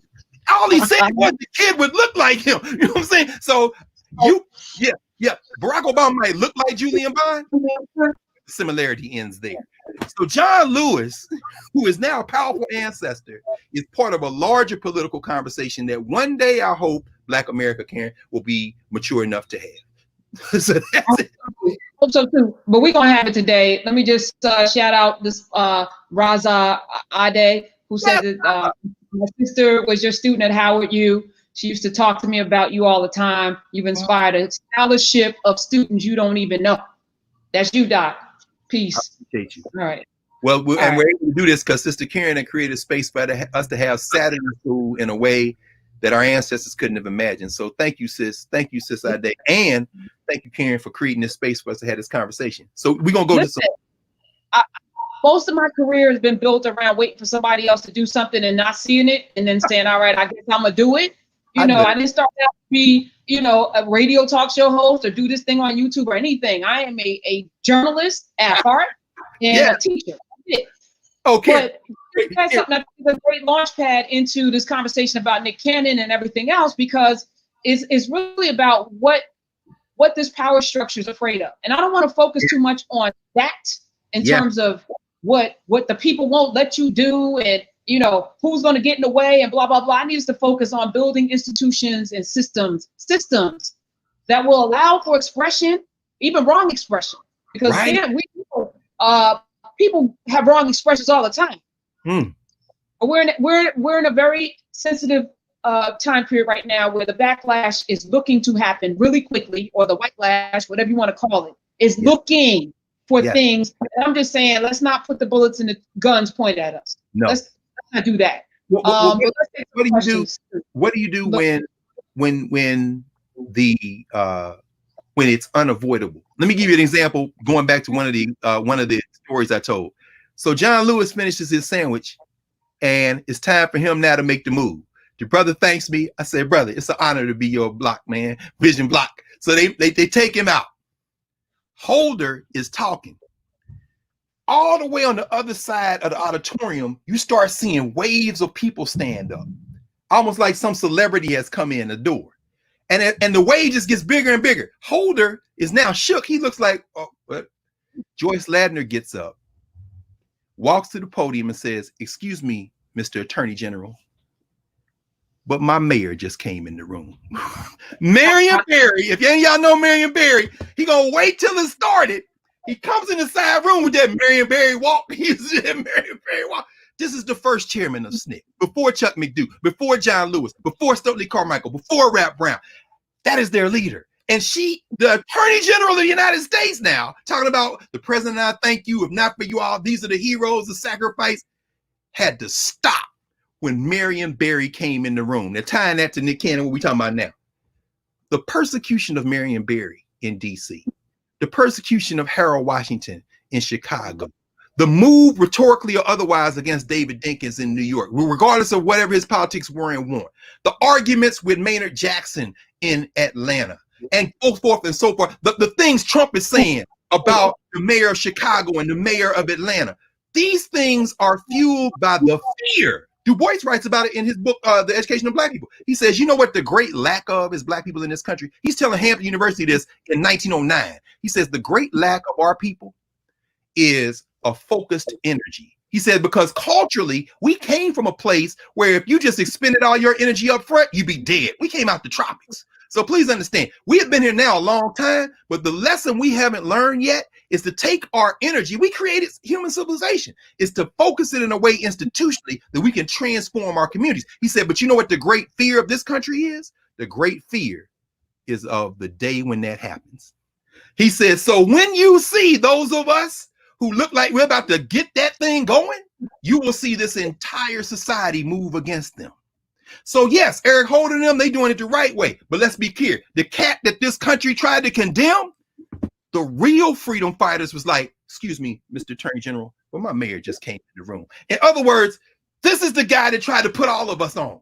You understand? So when you see Viacom say, okay, we got to cut ties with Nick Cannon for whatever reason. But then you see Fox and you see, they say, no, we're going to stand with Nick Cannon. What you're now seeing is, in my estimation, you're seeing these systems trying to anticipate how do we deal with a changing demographic in this country with one person who symbolizes through his work and his way he moves through the world that you really can't never really be mad at him. And how do we deal with the fact that our money might get messed up if we play this wrong? Because this ain't the days of the 1960s or the 1860s when it was overwhelmingly white. The first generation of majority non-white people in this country are the 5-year-olds and 6-year-olds and younger. They're already here. So if we want to continue to have some form of full spectrum dominance, these people who we used to just talking crazy about, we might have to rethink this, especially when they turn around and say, oh, you want to get rid of me? No problem. Wilding out, I made that. 25 years, we got that. Let's go to court. I want my stuff and I want an apology. Wait, what? I thought this was about, nah, chief, nah, because I'm not that Negro. And young people, please, if you're watching this, please don't mistake this. If you don't know anything else about me and Karen talking today about these figures that just made transition, it should tell you one thing for sure. They were not scared. So all them t-shirts that say, "Dear racism, I'm not my ancestors," sign these hands, burn them. Throw them away. Get some of the shirts you see on this website with Ida B. Wells. Get some of those shirts, because guess what? When they were in the street, they were your age. Meaning what? The best thing you can pray for is to have the strength of your ancestors. So how do we deal with this, Karen? That's where we start. How do we deal with this question of those who won't bow? I mean, how do we? You just laid something out, and I always question, that we've allowed them to shape who our heroes are, and listen, it's all love here. It's all love, period. We're stuffing things out, but the reality is to all things are beneficial, all things are permissible, all things are not beneficial, and we have to keep asking this question of ourselves. As I look in the comments, what did he say that was wrong? And blah, blah, blah, blah, blah. Doesn't matter. Y'all are major minors. If we are focused, what Dr. Carr just said, energy is finite. We don't have a lot of it. No. So we're spending it playing whack-a-mole with people who are getting canceled or trying to stave off the next wave of white lash instead of focusing like a drumbeat on the thing that we want to get done. This is all a distraction. So I don't want to spend a lot of time talking about what Nick said, what he didn't say, what was wrong about it, what was right about it, who's the real Jewish person, who's not. No. Who cares? No. We're here right now. We gotta get over there, and we're not gonna get over there unless collectively we do what Du Bois said. Focus our energy. That's got to be the question. So there were a couple of questions Josh asked about repatriation and reparations. And repatriation is tough. Let me just answer this very quickly, Josh. Repatriation assumes patriation. In other words, let's separate the idea of Africa from the political and economic reality of the modern nation state. Those of us who were born here, including those whose parents came from the continent of Africa, and they're born here, although they can get 2 passports. I can't right now until African countries decide. There are some African countries that will give you a passport. Leon Sullivan, The Lion of Zion, North Philly. Brother Bill was one of the books he wrote. The Sullivan Principles in South Africa. As controversial, and I wouldn't agree with a lot of them, but Leon Sullivan, near the end of his life, formed a partnership between some African businesses on the continent and African people in the diaspora. And when he died, he had at least 7 passports in addition to his American passport. So if you're going to repatriate, you got to be able to be a citizen of the country you're in or the country you want to go to. Ghana has been talking about it. Some different places have been talking about dual citizenship. The African Union has been talking about the possibility. The first step they're doing, they've already created diplomatic passports. So if you're high up in the AU, you can travel anywhere in Africa. In fact, that's Kwame Nkrumah, the United States of Africa concept. They're saying, can we make sure that every African on the continent might be able to go anywhere? So in other words, Africa would be like the US a little bit more in that sense. But those of us in what the AU calls the 6th region, the diaspora, that hasn't yet happened. Haiti was a country that was on the table a few years ago. The AU was like, I wonder, what if we gave membership to Haiti? And that caused a stir. Why? The European Union don't like talk like that. Why? Wait a minute. You're going to let Haiti? Yeah, because they black people and we black people. So, Josh, for us to talk about repatriation here, I would love to have 50 passports or one of them AU passports and go. I would love go and come back and forth. I took my mother to Africa when she was 80 years old. We went to Egypt. My mother had a transformative experience, died in the wool Christian, born on a pallet in a floor of Russell County, Alabama, and stood in the pyramids. And guess what? It ain't either or. Karen says all the time, you don't have to choose. I would love for her to have a Ghanaian passport and be like, come on, Mom, it's December. Let's go to the beach. I would love that. And to be able to get back on the plane and fly back to Houston or fly back to Nashville. We have to stop thinking of ourselves as only citizens of the place we live. We are citizens of the world, and we want everybody to have rights. The only other thing I would say is this. If we never see Africa, Marcus Garvey, for example, never set foot on the continent of Africa, even though we credit him with awakening us to Africa in many ways, we can repatriate the place we are. Like my man Chokwe Lumumba and his sister Rukia Lumumba and them cats out down there in Jackson, Mississippi, who are saying, this is where I am, so I'm going to make my little piece of Africa right here. We're going to control the water, the electricity. We're going to make sure we have health care. Build it here. In fact, the Panthers finally used to call it survival pending revolution. In other words, let's feed our children and our old folks in the Bay Area, in New York City, in Newark, while we also dream of the day we can move anywhere in the world, including Africa, at our leisure. Yeah, those aren't contradictions. And that takes a lot of energy. So we really don't have time to worry about who shot Megan. All right, let's deal with Sharia law. Dr. Carr, what are the real implications for independent Black institution building, given A, old Black repudiation trick bag, and B, overreactionary cancel culture? How Black can we really be? That's a great question. Also, y'all, I'm having a hard time focusing here because, again, energy focus is limited. And so if you can re-ask your questions all in one place. I know y'all want to make comments and stuff. Love you, love you, love you back. Those of you, also somebody wants to organize your books. I'm gonna answer that for you. His books are organized. They're just not organized the way you want them to be. But this man can put his hand on every book that's in his head. And again, we don't plan this. So bad. This is know what your books are. These are my current reading books. When y'all see them stacked here, I'll just tell you right quick. Like right now, I teach a class in the fall called Education in Black America. So I'm rereading the histories of the Black teacher associations. There were 11 Black teachers associations during the Jim Crow South. Here are a few of them. I got them all, but yeah. I'm reading like this here. Karen, you're gonna love this. Evelyn Carr, read it. What you say? Did I do what? How do you read all of these books? Like, I'm just here. Look, the sequester was the best thing for my reading. But you love this one, Karen. This is the history of the Mississippi Teachers Association. Check out this sister's name. Cleopatra Thompson. Now watch this. Now watch this. Oh wait, this is an autographed copy, by the way. But watch this. Let me show you a picture. Black women. Go ahead. Still with the pearls, right? Oh, but you're gonna love this, Karen. Now, y'all look. All these people out here, the trash use the word hotep. My man Mario Beatty gave several lectures, and we talk about this all the time.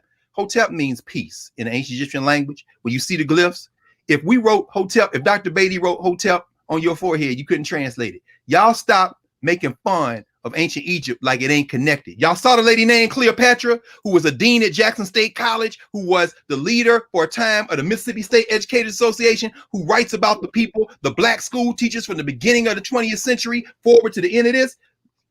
Karen, can you see where she was born? No, no, you're gonna have to tell me. I'm gonna read it. Don't make me strain my eyes. This is Cleopatra Davenport Thompson, the author, daughter of the late Alonzo and Lizzie Blanchard Davenport, was born in Egypt, Mississippi. Oh, wow. Please understand who your ancestors are. So an answer, yeah, I know where every book in here is. Why? Because I'm reading them. I have on occasion used hotep, not in a positive way. That's because people who say hotep generally don't put the work behind to have this kind of scholarship to even earn the right to use that word in that way. So get it together. So I'm saying things can be true too. No, two things. Not only those two things true.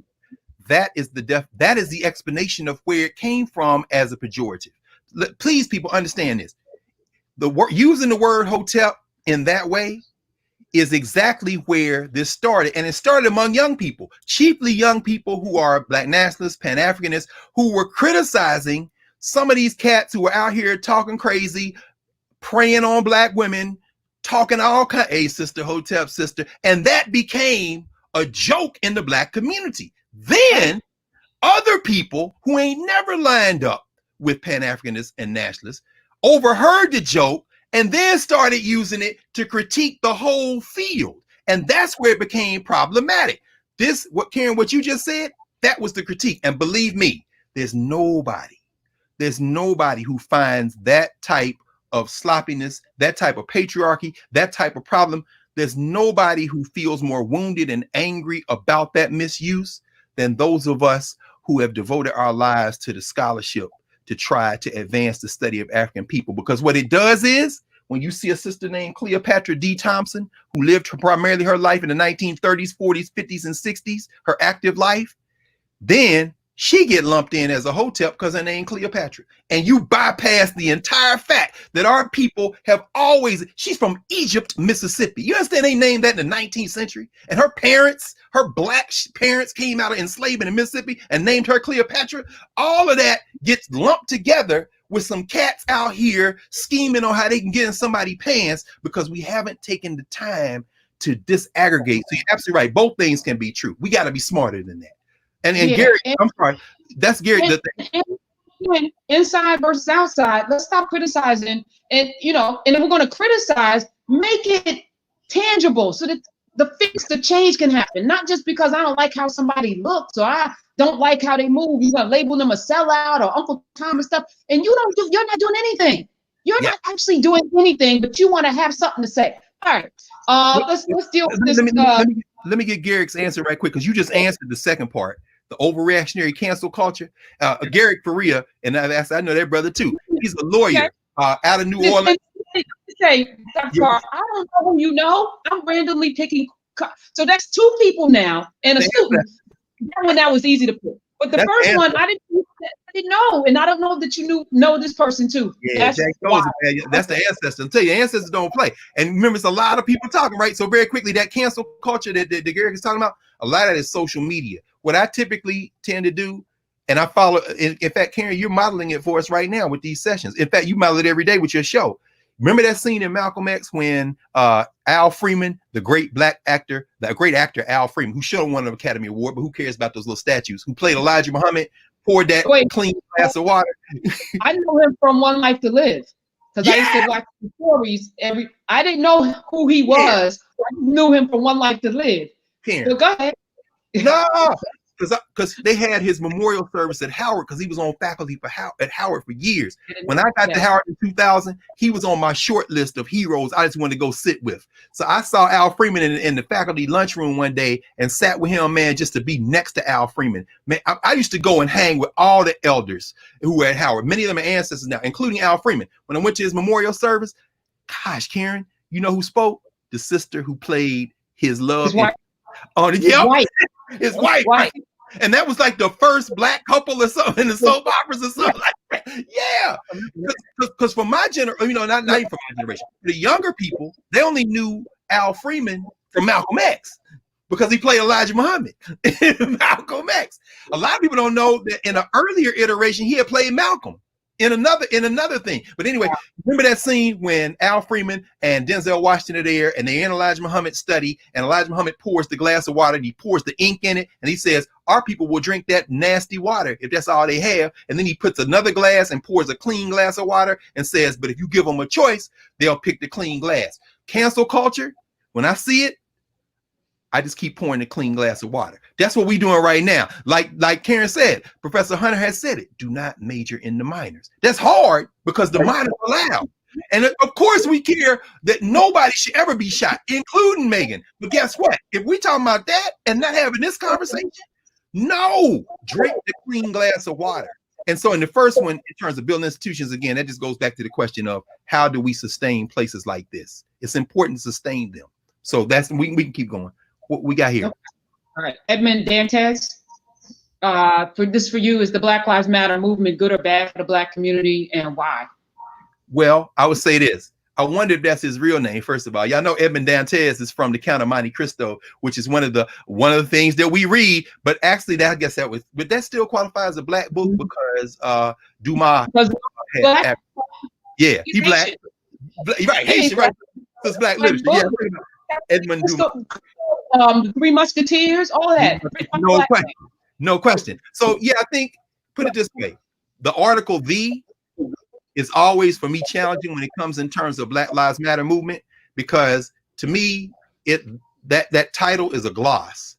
In other words, it represents a kind of thrust, even though there are elements, movement for Black Lives. Black Lives Matter. Hold on. Don't answer it. He put this question up several times, which leads me to believe, because I'm in the comments so much, y'all. Yeah. I'm in these comments a lot, that there are folks that are bots. There are folks that are there to disrupt. I hear it all the time on the radio. People say I jump on folks too long. I've been doing this for 20 years on the radio.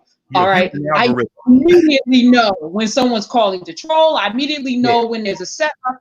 This is a setup. Don't answer this question. Okay. Yeah, it doesn't matter whether we think whatever, Black Lives Matter, figure it out yourself, whether it's good or bad for Black people. We're not answering that question. That's right. That's right. Yeah, because once you start, great, I'm about to block them to you one more time to put this up here. All right, because I'm not playing. I'm playing with space. Listen, we don't own this space, but we're going to control this space as long as they give us license to do it until we build our own, and that is on the table.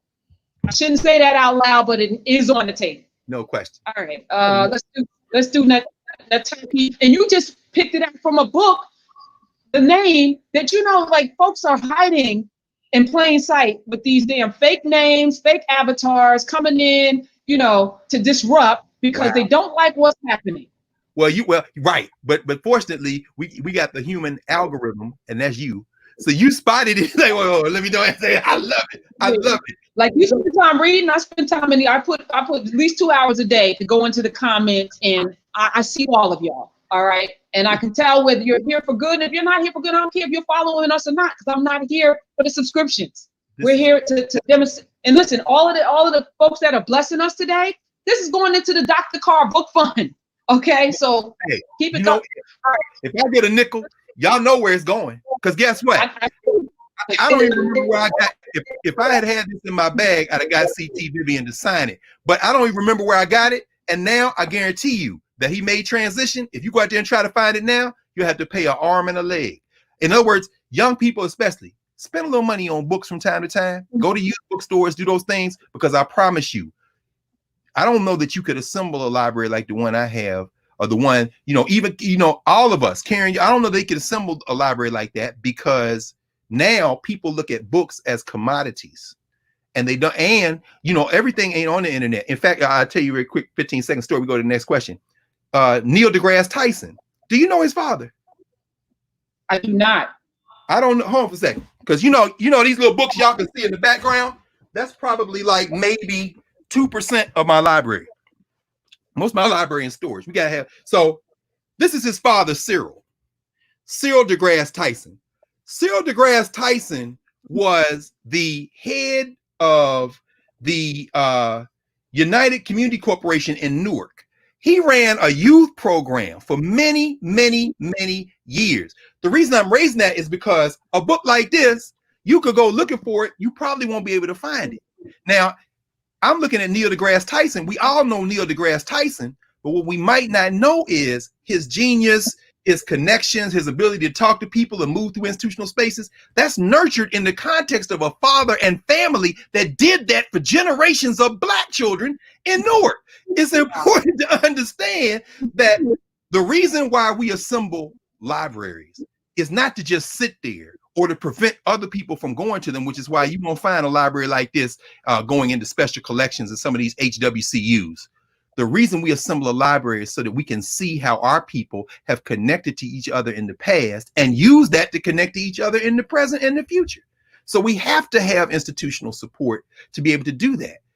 Some people in this who are listening now, if you got young children, please encourage some of them to become librarians, because librarians change people's lives. I don't know about you, Karen. I don't know if you ever ran into one or two to put a book in your hand and changed your life, but I promise you. Oh wait, I'm sorry, because the sound is crazy. But when you talked about Wesley, Dorothy Porter, yes, that warmed my heart. So let's get some more questions in. This one is from Nataki Vickers. Is it necessary to reconcile figures in history? Can we just learn the true history, their hypocrisies, and move on? Trying to reconcile history seems like a distraction. I say yes. That's a great, actually, Nataki, that is it's a credible question. Let me just answer it very briefly. Say this: there is no way to recover the full totality of human memory. We can't recover the memory we experience individually. All historical memory that we receive is a narrative. We just spent the better part of an hour talking about C.T. Vivian and John Lewis, and some of those stories should do two things. Number one, they should remind us of what you just said, that they, there are hypocrisies. There are human activities in the past. That's one of the reasons we want to know about the tensions between a John Lewis and a Julian Bond, the friendship that never was quite repaired, all those things. Why? Because we live those things in the now, and we can see out of that what we still were able to do and what we might not have been able to do, what we could have done if they could have reconciled. That should help us when we look at our relationships and say, man, I ain't met. Wait, hold on. Because if Bond and Lewis had, you know what? I'm gonna let that pass. So we try to study, but the second thing is we must always study those things, not trying to reconcile them into one story, because that's not possible. Every time we talk about something, we're relating it based on what we know. There's no way to make history make sense because it's human relationships. That's why I said I like Ken Burns. I learn a lot from him, and I fundamentally disagree with his thesis because Ken Burns is an American. He's another form of white nationalism. He don't want black people to die, but he wants this country to thrive in the way that he imagines it. I have no problem with that. I'm with, hey, look, that's great. I learned from you. My vision for what I'm looking at it like this. I want everybody to thrive too. I want every human being to live to their full potential, but it's not going to come at the expense of our people. Somebody got their foot on their neck, or one of our little children, or as finally, as Dr. Du Bois used to say, he said this in the same speech I was talking about at Hampton. He says, when you see these black people who emerge, who have an idea, boy, I wish I could, I want to quote him directly. I'm sorry. See, I know where all the books are. So the point is, this is what I'm saying. So, well, I just had this book. This is what Du Bois says. And I really wanted to quote this directly because I want people to hear what Du Bois said. Du Bois says, he says, when you have black people in the United States, here's the playbook for trying to keep them down. Put their rights in the background. Emphasize their duties. So law and order, everybody got to be peaceful. Say little of ambition or aspiration as a group. He says, or self-assertion or consciousness of great power. Here it is. Take the eyes of these millions off the stars and fasten them in the soil. And if they're young men and if they're young women will dream dreams, let them be dreams of cornbread and molasses. Hey, America, great. But if it comes at the expense where you have our children dreaming dreams of survival instead of dreams of their full human potential, let the thing burn. Why? Because you don't want what I want. And every time I tell you I want it for you too, you say great, as long as I come to you and just keep trying to convince you of that. The day I turn my back on that and start focusing on my people, and not to the detriment of your people, as you say, both things can be true. And you try to get in the way, now you've shown that you're not just an enemy of my people, you're an enemy of your people too. And that becomes the type of oppression that every human being should resist, which is why this movement we see in the streets now is more than just black people. People understand we're all going to benefit. And that's really what CT Vivian and them talking about. There's so many questions here. I'm going to take two more because we've been on this. Let me thank you again. And somebody just told me that this book is out of print. Can you see this book, Dr. Carr? Oh yeah, again, without sanctuary. Yeah, without. Yeah, it's out of print, and I'm so grateful that I was able to get it. And I think this might be. When did that come out? Yeah, because Without Sanctuary is 2003, 17 years. Now, you know what? And it's interesting you say that because again, and y'all see Karen has created this platform. We in here, and now we doing a live thing. This is fantastic, and really because this can have many implications. That collection, that Without Sanctuary collection, at the time was the largest single compendium of that lynching photography, those lynching photographs anywhere in one place, and it had a companion exhibit. And there was a website at one time. Maybe in class, Karen's in class series could lead to some revived interest in bringing it back, because that's a valuable resource. And that goes, matter of fact, that goes for a lot of things that are out of print. The purpose of assembling texts isn't to make them exclusive. We come to today, we have an institution where we can scan anything in here and anything everywhere else, and anybody can get it all the time. That's an important thing to do. Uh-oh. Karen is coming back. Let me make sure that You still there? I think Karen may have been. Okay, she may have to come back. She got to call her tech guy. If y'all can see me, hold on, let me see. I'm gonna check my hold on, let me check because I gotta see if Karen is on the hold on. Y'all, if y'all can see me, I'll keep going. If you can see me, put it in the if y'all can see me, put it in the YouTube comments. Uh-oh. Okay, y'all can still see me. Okay, very good. So we'll keep going for a second. And what I'll do is attempt to answer some of these from the comments. Everything is moving quickly. Okay, I'm still connected. Very good. I'll clean up a little bit. I'll wait to hear from Karen on the text because this is our first time together. So this is our first time on the live stream. There she is. There she is. No. Look, Karen, it was all good. Because, you know, as jazz musicians would say, I was just comping. I was just comping till you came back. No, that's okay. You can talk. But, all right. Everybody wants to know why you don't have a YouTube channel. I'm with you. I'm with Karen. Thank you. Yeah. Uh-oh. Is better than am I going away again? I think the devil don't want me. I rebuke this in the name of Jesus. I rebuke it. Am I here? Can you see me? Yeah, but it's frozen a little bit. Let's put no, am I here? We put the prayer warriors on it. All right, y'all pray. Yeah. They don't want this. They don't want this conversation. They don't want that smoke. All right. Together, so much shorter than apart, which is why the division, divide and conquer, Sun Tzu, all of that, that's why that's so effective. Yes. Now, if I have a platform where I have 80, 90,000 followers, for him to start a platform, first of all, it's a lot of work and a lot of energy. You got to get to the numbers, and maybe, you know, I can share the numbers, but it's diluted now. I couldn't read. And so why not come together? Which is why even on my radio show, what do? We got guests, I got new shows, because this is how you build under one thing so that we can have a pointed way to get some stuff done. That's right. We are so diseased in how we think about things. And every time we see something good, we want to figure out how, just put this person against that person. We're a team. This is a team. Stop trying to invite other people to this party. If you like other people, go to their spaces. This is the Dr. Carr in class space. Right. The only person that's going to be here is Dr. Carr in class with him on Saturdays. Period. I'm not talking to anybody else. Appreciate that. Stop asking. All right. All right. No, but listen.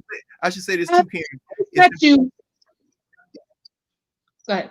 I'm sorry. Go ahead. No, I was gonna say very quickly.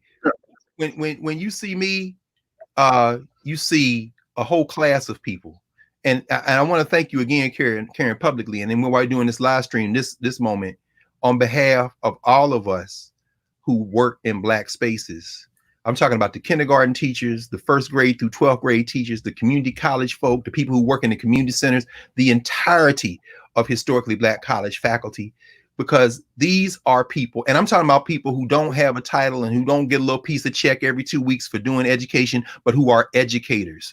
Because, you know, yes, I went and got paper, just like a lot of people get paper. In fact, I was told by the old heads, you get those degrees because those are like driver's licenses. There are no proof of whether or not you can drive, but you had to pass a test, and if the police stop you, you can pull it out. So that's what let me get the job. But let me be very clear. Just like Carter G. Woodson was trained by those brothers who were his uncles to read and write when they came out of the Civil War. And just like when he was working in that coal mine, and Oliver Jones had that little house in West Virginia where he subscribed to all the newspapers, and the other brothers could not read or write. And that young brother's job as a teenager was to read the newspapers to those other Black men. Carter Woodson had a PhD from Harvard University, but he was trained by those brothers who couldn't read or write, who said, no, young boy, your job is to read the papers to us and then go research stuff we don't know about. And then we're going to have a debate. So when you see me, you're seeing somebody who works in that tradition. And we don't need another YouTube channel, because Karen has, among her many gifts, the ability to create and curate and elevate a platform so that we can have these conversations. And while she's reading through and feeding her algorithm and looking how to put this with that and making ways for all the rest of us, I can be up 2 o'clock in the morning, leafing through another reread of Vincent Harding's There Is a River, getting ready for Saturday. If we don't do it together, we're going to take a L. And we're not about taking L's. No. So thank you. And regarding, somebody asked a question about Cleopatra Yes. Thompson.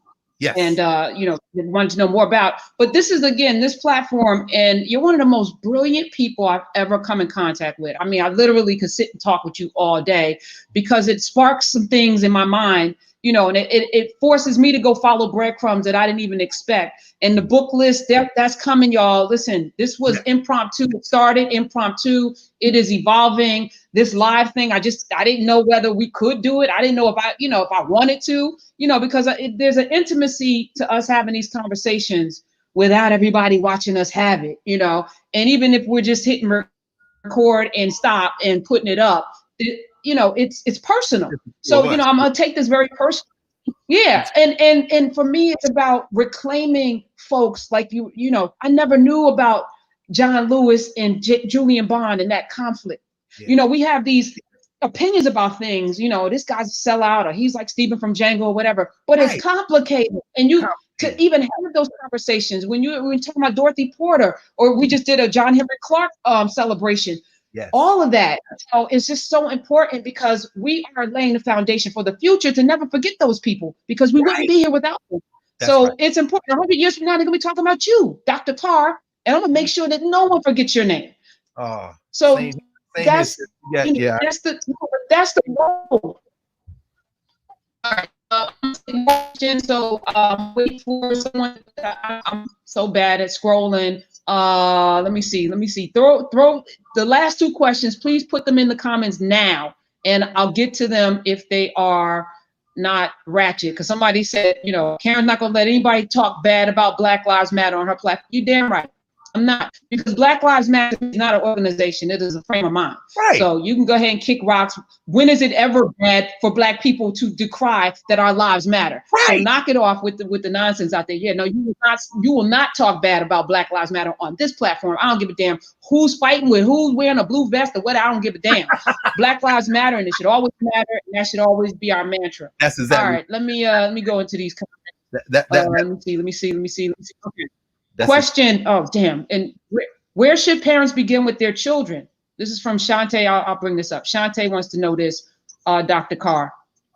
We get a lot. We get that one a lot, don't we? Thank you, Sister Jenkins. Where should parents begin with their children? Well, I think it depends on how old they are. It depends. I think really, and it's interesting. I'm glad you said that. And then somebody asked about Cleopatra Thompson. These are just a handful. Like I said, there are 11 different stories, and then there's I'm going to talk about it. In fact, we'll do one maybe on the Teachers Associations one day. This is the history of the Palmetto Teaching Association. This is the South Carolina version of the Mississippi one. And what you see in this book and a lot of these books is these school teachers, and I'm talking about school teachers in the 19-teens, 20s, 30s, 40s, 50s, until they eventually merged the American Teachers Association, which is the black one, with the white one, and then it becomes the National Education Association, the NEA. But these are the one. This is the black organization. This is the black NEA. I hate to use that language, but what you see is one of the reasons I love reading these is you see how our teachers of the past did it. In other words, the answer to the question where we should be in with our children doesn't lie in creating new strategies as much as it lies in reviewing the ones that worked in the past. So, for example, ask yourself, and this is one of those plain sight questions that we then be like, wait, oh, damn, I didn't think about that. How did generations of school children in Jim Crow schools produce the leaders that destroyed Jim Crow? In other words, Dr. King, all these cats, C.T. Vivian is an outlier at the integrated school. Most of these cats came through black schools, black colleges, and then all that student movement, SNCC, Shaw, Fisk, American Baptist College, Morehouse, Spelman. These are black. Bennett College, which we talk about North Carolina A&T, but we rarely talk about the Bennett Bells. They were in the sit-ins. These are HBCUs. So then the question becomes, how did these children learn in elementary school? There's a whole body of literature about it. There's a very good scholar down at Emory, good sister named Vanessa Siddle Walker, who wrote a book called The Lost Education of Horace Tate. Horace Tate was the head of the Georgia Teachers and Educators Association, eventually became the head of the parent ATA of these organizations. Horace Tate was thinking about running for Congress when John Lewis said that Julian Bond should run. But what they learned was, and he started as a principal, he started as a teacher in segregated schools. You take a 5 or 6 year old, you teach her how to read. And you teach her how to read with children's books that look like her, with heroes that look like her. Guess what? And somebody asked about Cleopatra Thompson. I'm going to tell you right now, her life story, oh my God. And her husband was a mathematician in Tougaloo. I mean, that story right there, somebody listening right now, y'all can make that into a children's book. You can make that into a children's book, and it could be a 15, 20-page children's book with illustrations. What you don't have yet is the content knowledge, but that's in the book. What you do have is the creativity. Or you can make it an animated cartoon. In fact, that's what, I'll tell you the story right quick, Karen. When Nick was thinking through what became Cannon's class, and we sitting up there every week, we reading different books. The week we read Paul Robeson, he said, you know what? This will make a great cartoon. When I tell you within 2 months, he had put an animation team on coming up with some beta test kind of stuff to create an animated Paul Robeson cartoon. Because that's what happens when you have a smart person, access to content, some guided time to think, and the space to create. That's why this Viacom stuff and all this, as he canceled all this stuff, as Garrick said, hey, that's a distraction. That man got enough money and enough creativity to get the other thing. Put him with the content, put her with the content, and get out of the way. So you're going to answer the question of how about best to reach the children as we talk to the ancestors about how they did it. And then whatever else we need to do, it's up to us. But if the answers are in the scholarship, it's in the memory. With a lot of parents now having to homeschool their children, I will also encourage you to follow a model that I had the pleasure, as I mentioned to you, to talk with Marva Collins, who created that school in Chicago. And she said to me, keep talking, go ahead. Book on that. She said to me, I taught 5-year-olds and 6-year-olds philosophy. She did not separate the content or the level of the content or the she did not treat her young kids as if they weren't smart enough to grasp these, high ideals. And I think it's like talking baby talk to your children. You talk to them like they're human beings, because they are. And eventually they're going to catch up maturity wise. But I think we do too much dumbing down of content, and we don't provide our babies, our children with enough scholarship to force them to come up. I think we dumb down so much, and we teach in a way that our kids, we're auditory learners. We learn through beats and music and stuff. So if you're a parent at home, put something over a beat to teach, like the sister that did geography to Cardi B's Bodak Yellow. I mean, it was brilliant, and everybody remembered the countries and the continents and stuff because she did it over music. So it's going to require a little bit more creativity, but in the midst of teaching, I learned so much when I was teaching high school kids in Harlem, because I skipped the 7th grade, so I missed out on a whole grammar lesson. So my grammar, shaky as hell, right? So my job was to teach English grammar to high school kids in Harlem. And I got the study books, so I'm studying, and I'm like, I didn't know that, I didn't know. So I'm learning as I'm teaching. And that's what this is. This is In Class with Carr, because I'm a student. I'm learning as you're teaching, and then it's sparking questions, and then I'm filling in some blanks for myself. But that's the process that we want our kids to be curious. We are teaching in this school, and maybe it's good that we're in COVID and that the school system is dismantled right now, because we are teaching kids how to regurgitate information that may or may not be true, as opposed to teaching them how to be curious enough to explore for themselves. I can't tell you how many people in these comments want to ask something that they can find out for themselves. We're not answering those questions. If there's something that you can find out for yourself, go follow that breadcrumb and go. Right. So if you want to know about Cleopatra Johnson, do the work. Yeah. Now you're curious. Yes. Don't have somebody tell you stuff, because listen, that's what makes us vulnerable, right? So, and somebody asked a question about Candace Owens.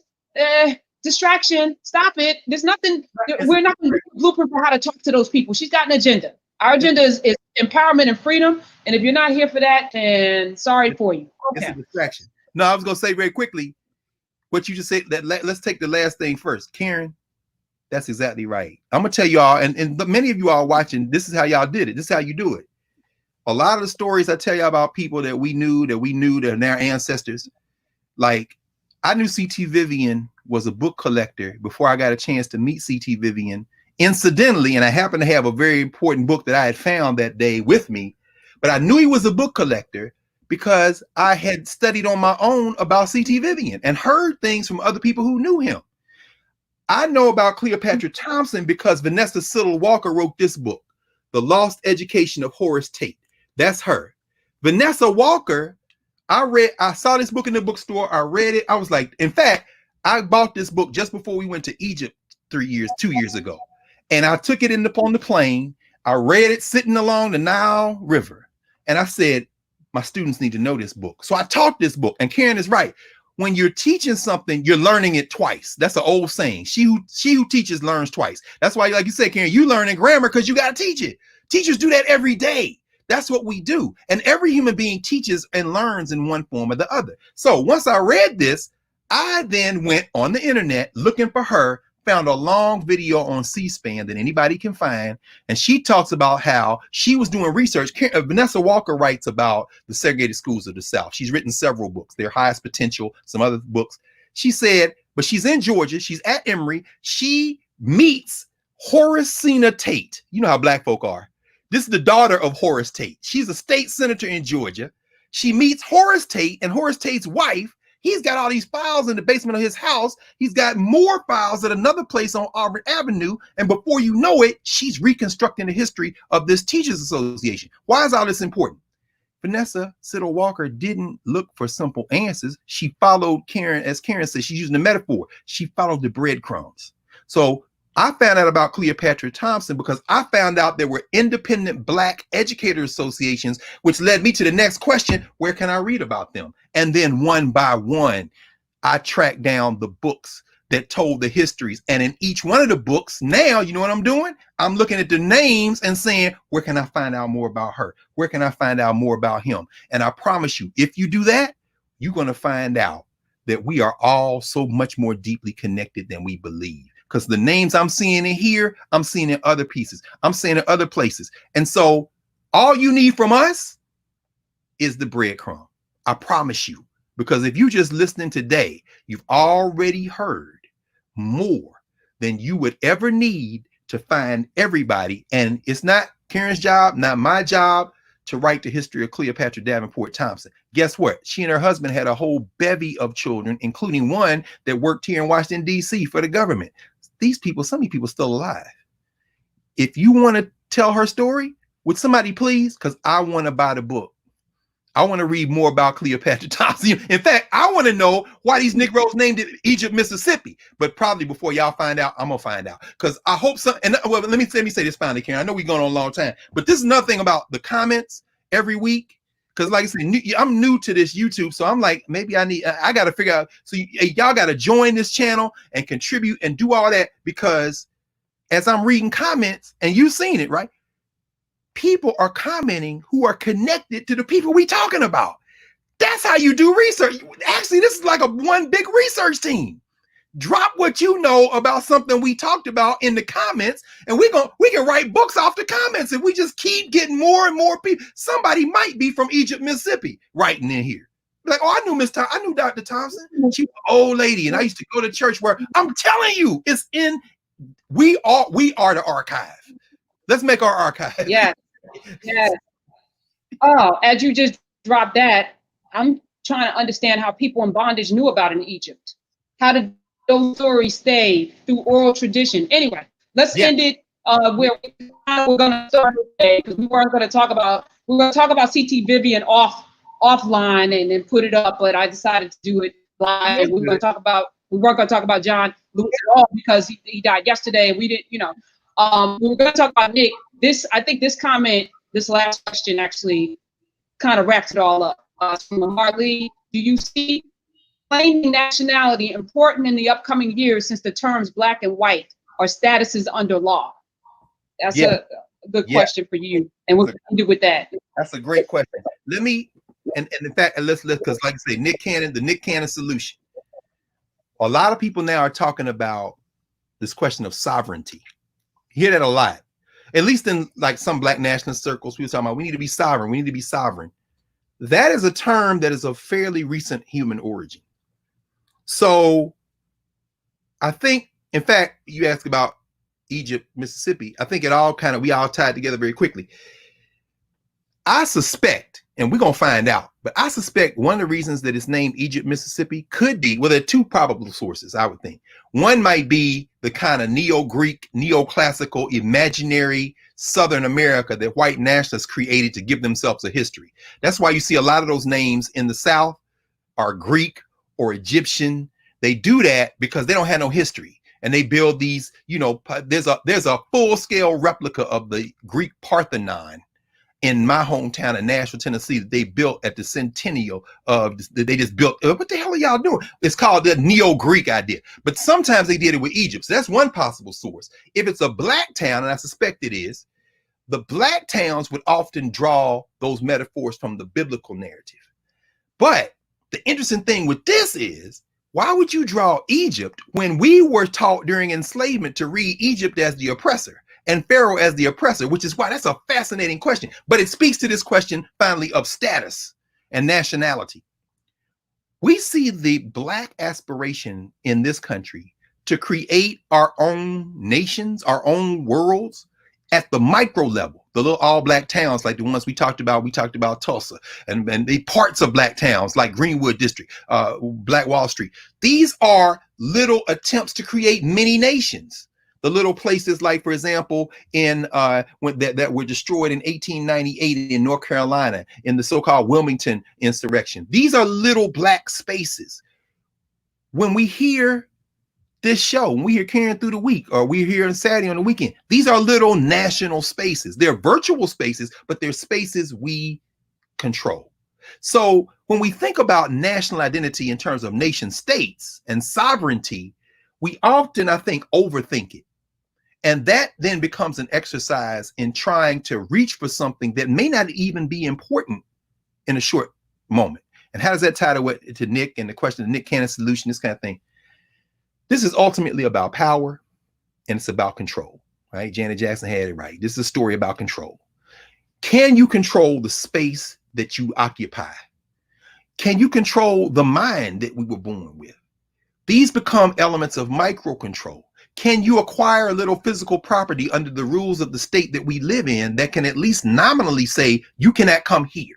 Can we create a space like a warehouse where we can put a bunch of books and fill it up with computers and have Saturday school broadcasts all over the world with our children remixing Cleopatra Thompson into the Cleopatra Thompson remix, debuting today in this square block that we own, beamed to everybody, and we done remix this into a whole song with a curriculum? The answer to all that is yes, and we need somebody to buy the block. We do that. Nationality is important as a concept. And so when you see, if you're looking for models for that, this is where I was going to go with it. Harold Cruz writes a lot about this. This is my man Jelani Cobb's Harold Cruz Reader, and it's pretty good. Although almost all the stuff in there, I have in other books, and I really wanted to show you another book, and I don't know what I did with it right now because again, I'm moving stuff around, but it isn't necessary. There's a book that Harold Cruz wrote called Plural But Equal. Harold Cruz, of course, a very important person. In 1967, he wrote a book called The Crisis of the Negro Intellectual. But this book, Plural But Equal, I'll never forget it because I actually read it after my first semester in law school. I came home for break. I went to the bookstore. I bought this book, and I should have been studying contract law and torts and all that. But I'm sitting up with Plural But Equal because what he talks about is, in America, you have groups that fight for American citizenship. Black people, Latin, when we say Latinx, people, from the Latin American countries or Aboriginals, First Nations people who happen to be here, right? Who happen to have to learn Spanish. The Native Americans, we saw the recent Supreme Court case about Oklahoma and who does and doesn't control that territory. Those people are fighting from a position of original sovereignty. They own their land. And then you have white people fighting for some form of nationality, because whiteness is a fluid concept. When the Irish come here, they're not considered white. The Italians are not considered white. Jews of any Jews of any background are not considered white. So part of the challenge is, how do you acquire some form of political and legal and economic protection in this country, while at the same time retaining some of your national concept of identity? Within whiteness, there are many different nations. The thing that binds those nations together often is whiteness. And the thing that binds whiteness together is, it ain't non-whiteness. At the bottom of that, blackness. So in this country, people are always fighting to avoid being on the bottom. Within blackness, what we see is the similar fracture. Sometimes it's class, which is what C.T. Vivian is talking about in his little book. Sometimes it's national origin, Africans versus African Americans, Africans versus Africans from the Caribbean, or Africans from the United States. What are y'all doing? Trying to not be in last place. My man Randy Mattori wrote a huge book called Stigma and Culture. He says part of the problem within Black communities is what he calls last place anxiety. Nobody wants to be last. I'm from Trinidad. I am not from the United States. Okay, wait a minute, but we both eating and arguing over this over hot sauce and rice. I don't care. I'm not you. What are you doing? I'm not saying that we don't have cultural similarities. I'm saying I'm not trying to be in last place. So when we start talking about nationality, and I think that's part of that what's animating this whole notion of, okay, we're not from Africa, we're not from the Caribbean, we're from the United States, so I'm a descendant of slave. I will never call myself a descendant of a slave. Why? Because anybody who was enslaved in my bloodline was enslaved. They were a human being with dreams and fantasies and struggled like hell. I would be sitting here if they weren't, and they never accepted their condition. So to take that and make that an identity, we just gonna have to fundamentally disagree and then do it in love. But that having been said, I think what's animating that is, we need a nation too. Who is we? Those of us who felt the whip in this country. Okay, fine. Okay, fine. But can we create a concept of nation that allows us to unify around the things we have mutual interests on? If we can do that, then hey, you wear your hat any kind of way you want, you wear your hair any kind of way you want, and guess what? When they come for you, they come for me. Because the thing that binds us in this state is, we are for everybody who is in harm's way. I don't care who you sleep with. I don't care how you decide what music you listen to. All I know is if they come over here with that stick looking for you, they coming for me too. And then we do not, as Karen said, you say, Karen, we do not major in the minors. Our concept of nation is concept of we are together in our solidarity against oppression. And that, what more can you ask for in a human society? And then finally, I will say this: while we're together against oppression, we got to live our lives as if we already won that fight. And that's the joy that we see. That's our children out there dancing. You ain't had nothing to eat. Nah, but I'm trying to finish this dance move. Maybe it's to take my mind off that. But yeah. And now what we got to do is, like you see Nick and them, it's like, yeah, y'all like that dance move? Okay, pay me. Pay me. And there we got to now put the politics with the culture. You don't want wilding out? No problem. Give me it back. Oh, you're not gonna give me it back? Okay, watch this. I'm gonna change 2 letters and put you completely out the game, because the thing that made that is me, and I always bet on myself. That's what we gonna say. They can't beat you as long as you occupy your own national identity in your mind. That's in my mind. That's what I think. And on that note, let me thank you. As always, I love you so much, and I'm so grateful to be in class and be one of your students here in class with Carr. I want to thank everybody that showed up. 2,000 plus people. We had 2,000 plus people. Whoa! Yeah, I know. I was like, really? For 2 hours? Y'all really? Okay. Love y'all too. We'll see about next week. Because when did you tell us? When did you tell everybody? Yesterday? Last night. I think it just popped up. I don't know. Listen. So 2K on the humble off the break with just the late night. Off some, we might be in these live streets. I don't know what I'm doing yet, but we'll figure it out. Will we find? Maybe we won't. I don't know. I like the messiness of it all. But let me thank. But as most definitely say, observe the excellence of that. Observe the excellence of that. Thank you, Professor Hunter. Thank you, my sister. Love you. Thank you. Thank you all that donated and that were part of this and the questions. You know, let's just keep onward and upward and keep doing it better. I'll see you next Saturday, brother. See you next Saturday. So wait, they gotta subscribe to the channel, right? Subscribe, yeah, that's right. You know, I forget to do all of the things that I'm supposed to do. Subscribe and like and all that. Thank you. That's all right. And this is our nation. Follow him on Twitter, Africana Carr. Let's get him 100,000 followers. He needs that too. I think that's important. Yeah, no, hey, Karen, wait, Karen, you never give your Twitter handle. I saw you at. I'm good. I'm good. I'm good. I'm good. I'm okay. good. See, she is a method to that. See, you gotta watch. You gotta be. I got you. Okay. Next week. Next week. How do I end this? Oh, that's terrible. All right, I got it. Boom. You got it? Okay.